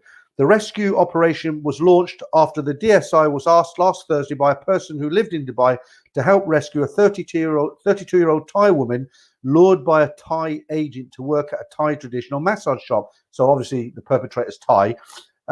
When she arrived in Dubai, she was forced to serve as a sex worker. They found she was duped to work at a brothel instead of a Thai traditional massage shop as promised by her job agent. I mean, it must be awful, mustn't it, guys? I mean, you know what the Thais are like. So she must have been promised a nice job, good money, and she's thinking, I can look after my family. I've got a couple of kids. I can send good money in Dubai. She's going to make brilliant money, and they force her to do that. I know there's a lot of it goes on. When I worked in the Middle East, it was Filipino girls that were not trafficked. That's the wrong word. There was a lot of Filipino girls who went out there to be domestic servants, but they got totally abused. And, they'd be locked in rooms. They wouldn't get paid. They'd be whipped and beaten. They'd be sexually abused. And I remember there was a year that the Filipino government actually sent an aircraft out to the Middle East. I can't remember which country it was. It could have been Dubai. But they got something like these Filipino girls had enough. They clubbed together and they basically made their own way to the airport. And there was several hundred Filipino girls in the airport, and they just refused to move until the Filipino government sent an aircraft to rescue them. And that's what happened. The government sent an aircraft, and they all went back to the Philippines, which was great. But it must be awful for them. We've all got wives, sisters, and it's awful. All right, Mark's still saying Debbie does Dallas. Do you know, Rich and Farang, you've just put that's spooky. That is, you've just put, of course, Phoenix Night. And do you know what? I've got a few of these free apps. I don't watch Netflix very much. I've got it because my wife watches all the Korean drama. There's a lot of Korean stuff on there, but I don't watch it. I find the stuff is a bit old. But I've got these apps where you can watch newer movies, and one called UK Turks. They also have TV programs on there, live TV and all that. And do you know what? Just yesterday and the night before, I watched the full 2 series of Phoenix Nights. Very, very funny. Very talented guy, Peter Kay. Favorite comedian. Okay, Siam, I am. Mutual of Omar's Animal Kingdom was a staple on Sunday nights. Yeah, I'm not familiar with that one, you see. So that obviously something that was big in America. The Young Ones, yeah, that was kind of groundbreaking. What is it when that came out? Smashing up rooms every week. That was a really, yeah, Alex, correct. I agree with that. Okay, Mark says it was. I'll just put that up on screen. Mark says it was Abu Dhabi. I just remember I worked for about 3 or 4 years in the Middle East. I did Abu Dhabi, Dubai, Bahrain. I actually went to Syria once, Damascus. I didn't like that place. That was probably the worst place I've ever visited. Yeah, I can't show that, Alex. YouTube have hidden it, not me, but I can't show it. It's a bit hardcore, but I agree with you, yeah. Okay, so... But I was there when it actually happened, and these poor Filipino girls, they just had enough, and they just trekked up to the airport. And you could, when there's sort of half a dozen of them, you can maybe bundle them into a lorry or beat them back. But when you got sort of 300-400 Filipino girls in the airport sitting in, there's nothing you're going to do. Dave Andrew, unfortunately, this happens all the time in the Middle East. People work there and lied about the work conditions. Okay, I only know. I mean, all right, I won't get into a big sort of discussion about this. It's just I know that because I was there at the time, and it just blew my mind. But I don't want to get into the whole thing because obviously there's guys from out there watch this channel. I don't want to sort of upset anyone really. Charlie's Angels, yeah, God, you're talking about the old Charlie's Angel. I mean, that was what was the guy's name? Was it Bosworth or Bosley, the guy you never seen who'd issue them the mission? And it don't matter how many fights they got into, what the weather was, they always come at the end of the show with perfect makeup, and every guy had their favorite angel, didn't they? Right, Mark Hanley, I worked in. Yeah, okay, I know what you mean.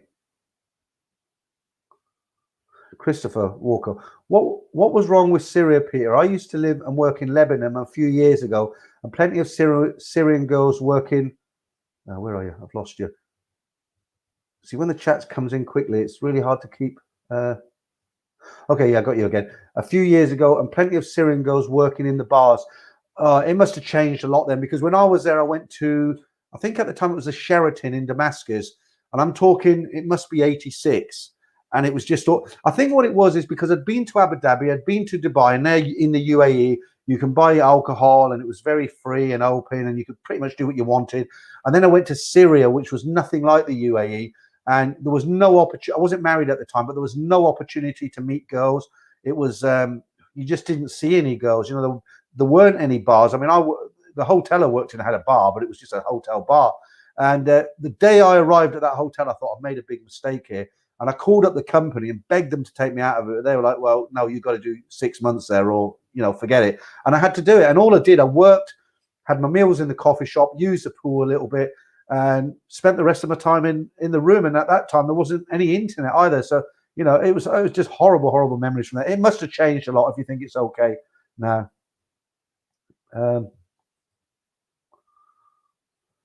Paul Hodgson. Charlie was the guy you didn't see. Bosley was their handler. Okay, yeah, that makes sense. Charlie's Angel. Okay, Bosley was the handler. Yeah, he was the guy you'd hear on the speaker come through. Hello, Angels.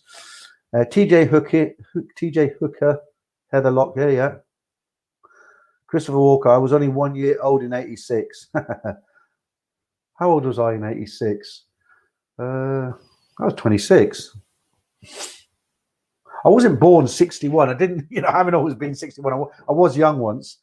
TJ, Hard Tulip, TJ, good show. Captain Kirk, yeah. Star Trek, of course. I mean, I was never a Trekkie. I wasn't a big time Trekkie, but do you remember, sounded like a bit of a perv now, but I used to like I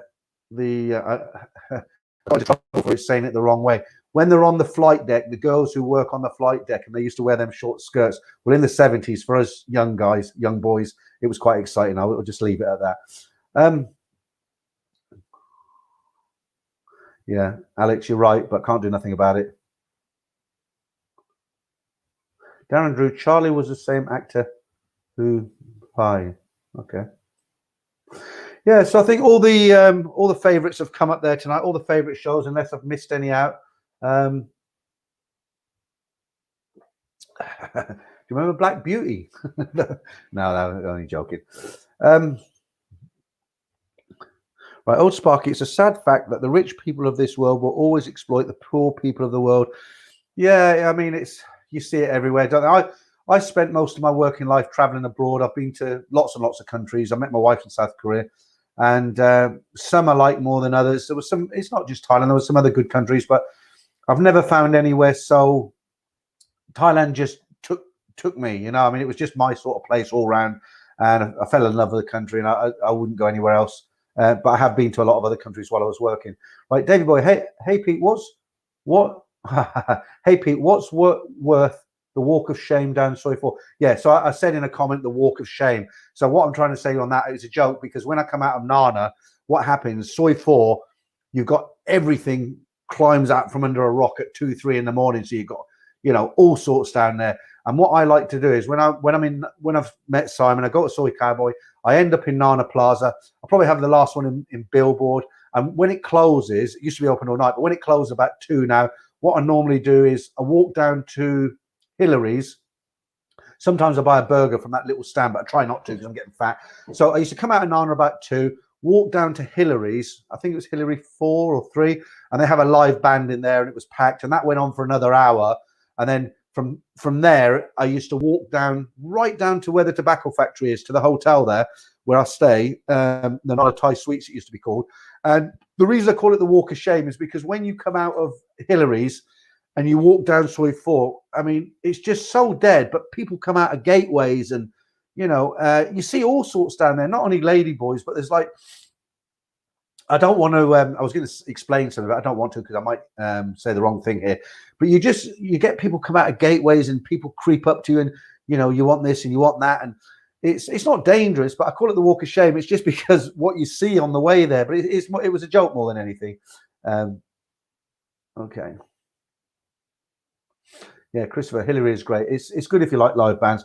Ed, you're into live bands, I believe, if you're still there. I'm not a big live band man myself, but fair play if you enjoy them.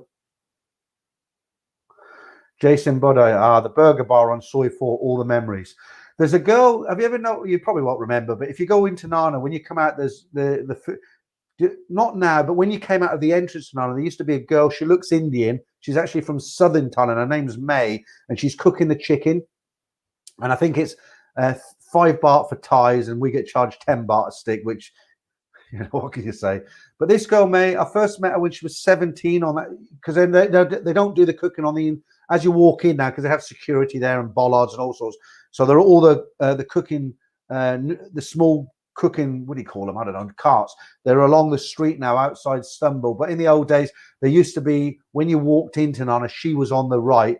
And in Lucky Luke's used to be 3 small bars. And if you wanted to watch everybody coming out and who they were coming out with, you sit there, you know, you call over to May, get 10 or 5 chicken sticks, and you sit there eating your chicken sticks, real nice at the end of the night. And I recently bumped into her. Now, bearing in mind, she was, I think I said 16, 17 when I first met her. And she had a son with her, and her son was like 18 or 19. And he started talking to me, and I thought, well, who's this guy? You know, and it turned out that he was May's son, and he was helping her on the car. And I just thought it was quite nice, and I said hello to her again. And she, like every typical Thai, she remembered me. She even remembered my name, which never fails to amaze me. There you go.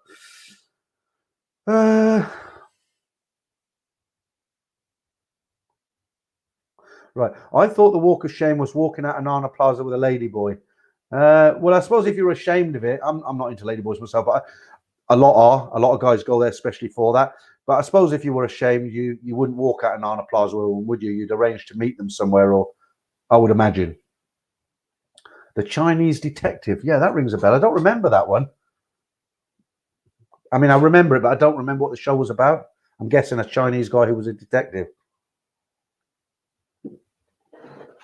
Right, Gary Mekito, stationed at Sathip.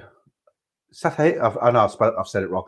In 1969, at 17, and thought I died and went to heaven with bars and the girl. Well, you would do, Gary. I don't think there's a single guy who's ever gone to Thailand for the first time who didn't think I've died and gone to heaven. We've all been there. In fact, when I first went to Thailand, I wasn't married. I mean, I keep saying I've got a Korean wife, but I met her later when I'd spent a few years already in Thailand, because I was back and forth having holidays and popping in for bits and pieces, and I wasn't married then, so I had those memories as well. We'll leave it at that. I'll get myself into trouble. Yeah, Nomad, obviously I do. Does anybody remember Tales of the Unexpected? That music still, yeah, great music. I liked it. It's stuck in my head. Also, Sherlock Holmes and Jeremy Brett, still not beaten. Yeah, I mean, they were great, weren't they? Blake 7, that was terrible. Blake 7, you didn't like that, did you? Right, Dave Andrew, Peter, do you think the Champions League final should be at Wembley at 2 English clubs as Turkey is a no-go for it? Yeah, I mean, I'll be straight up. I'm not a football fan myself. I've never been into it. But what I will say is this: I did read the news on that, and I think it's terrible. All you guys have bought tickets to watch that match, and you can't watch them now because you'd have to come back and quarantine, and it costs a lot of money. So it's a tough one, isn't it? I mean, from your perspective, I'd say yeah, definitely they should have it here. But then there'll be another argument, and there'll be another side to the coin, another argument where people will have their own arguments. So I'm not really qualified to give a professional opinion on it. But on a personal level, I think it's not good that you guys have paid a lot of money for tickets and you can't watch the game. Alex, is your wife watching your channel? No, never ever, because it bores the shit out of her, because she watches all her Korean drama. She knows what I do.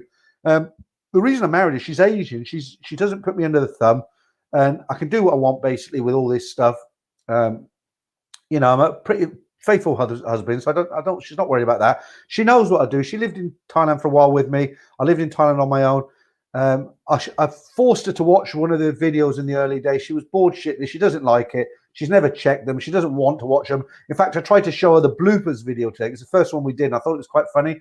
And she just wasn't interested. So yeah. Hammer House of Horror. Yeah. Do you know what? I still watch them if they come on. I remember I was at school, and if we were really lucky, our parents they used to come on at 10:30 on a Friday night. You know, the Hammer House of Horror films. A bit corny, but they always had the girls with the low tops, didn't they?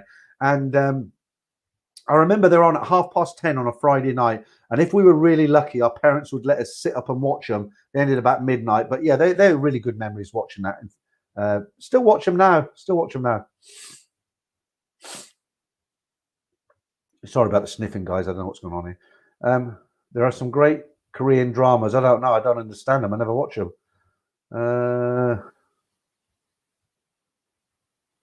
Gary Benny Hill, rest in peace. That was quite sad how he went, wasn't it? Because he was at home on his own and he just went and nobody kind of knew.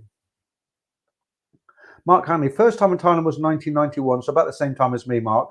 With me, ex from Manchester, just got back from Rotterdam after watching United beat Barcelona, is it, in the European Cup Winners' Cup final. Had to fly out the next day. Do you know what I often think? Sometimes I've been sitting in Pattaya in a bar on the beachfront and you see some English guy and he's looking at all the girls in these, these bars on this beachfront, there's groups of bars and all the girls are screaming. It's, on a busy night, everyone's having fun, and you see the guy, he's with his missus walking down the beach and he looks miserable as hell, doesn't he? And I can't help looking at him thinking, what's going on in his mind? He's looking at all this and he's got his missus on his arm. I'm probably wrong, but it makes me smile.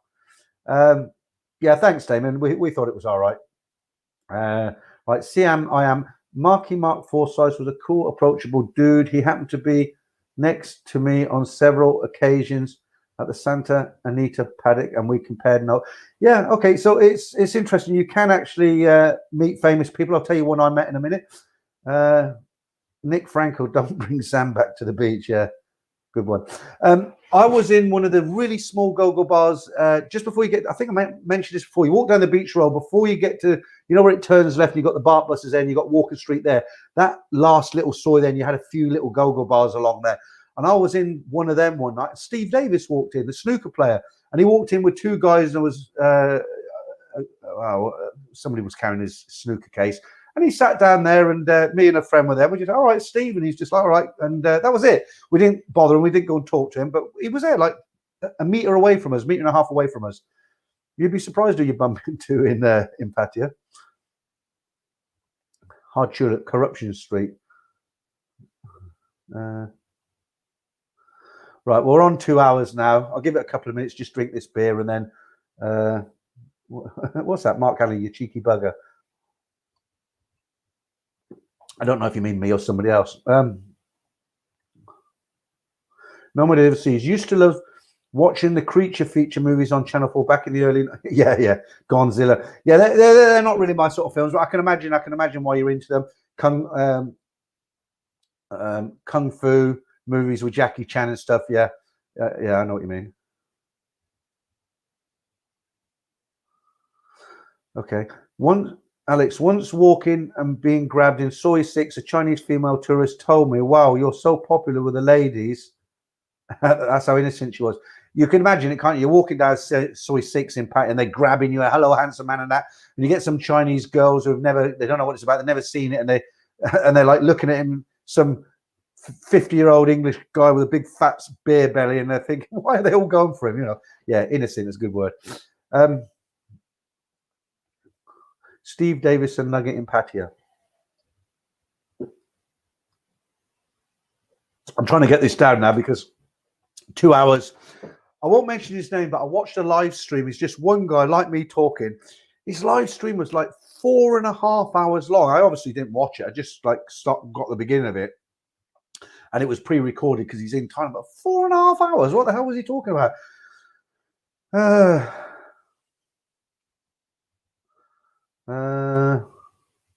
Oh, okay. The David Carradine show was called Kung Fu. Yeah, okay. Yeah, it was. It's so simple, wasn't it? David Carradine. That was the one. It was called Kung Fu. That's right. And he always got into a scrap, didn't he? And at the end of it, he always packed up his bag because he said, I won't be welcoming. You'd see the sun in the background in the mountains. He'd walk off until next week when he was welcome somewhere else. Oh, and he used to pick, at the beginning, he had that pot, didn't he, that was over the fire. And you see him like, gets these dragons on the inside. Yeah. Okay, Dave. Right, guys. I think that's going to be it. Sunday tomorrow.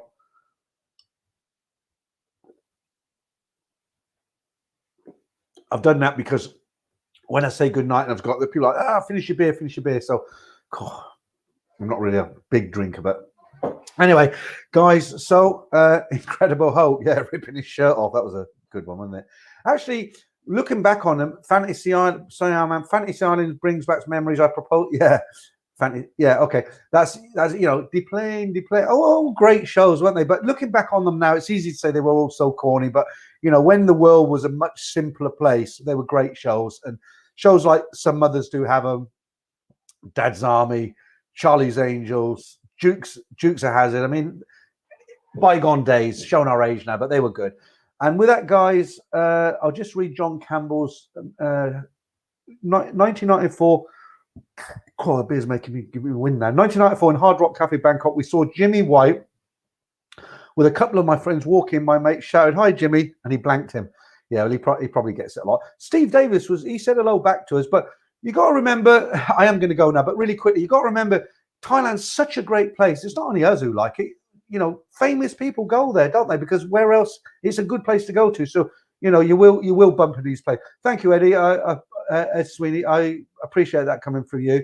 And Mike, thanks. Yeah, so just finish up on this quick. So if you go to Thailand and you're there quite a long time and you're regular, there's a good chance, especially in a place like Pattaya, believe it or not, you can bump into some very famous people. I won't name them and get into it now because I'm going to finish up. But just really quickly, I've been in some of the bigger bars in Nana, and you know these really famous boys bands from the 90s. I'm not going to name them. I've been in bars when these boys bands have walked into a bar and the girls are screaming at them like mad, you know, and it kind of makes you feel a bit inferior, you know. But you can bump into these kind of people, so don't be surprised if, you know, one day you're there and you see somebody famous walk through the door. And with that, I'll bid everyone a good night. I hope you have a brilliant Sunday. Let's hope the weather clears up a little bit. I hope you enjoyed the stream. I'll be back on Wednesday with Simon. It's a pretty shitty time really for you guys. It's 12 o'clock noon on a Wednesday with Simon and me, but it's 6 p.m. for him in Thailand, so it kind of suits him. I won't be here next Saturday because I'm now doing every other week. But I've enjoyed tonight. I hope you guys have. And I'll be back 2 weeks today for my own stream. And like I say, this Wednesday with Simon. So thanks for coming on board tonight, guys. Really appreciate it. And I'll see you on Wednesday. Okay. Good night, everyone.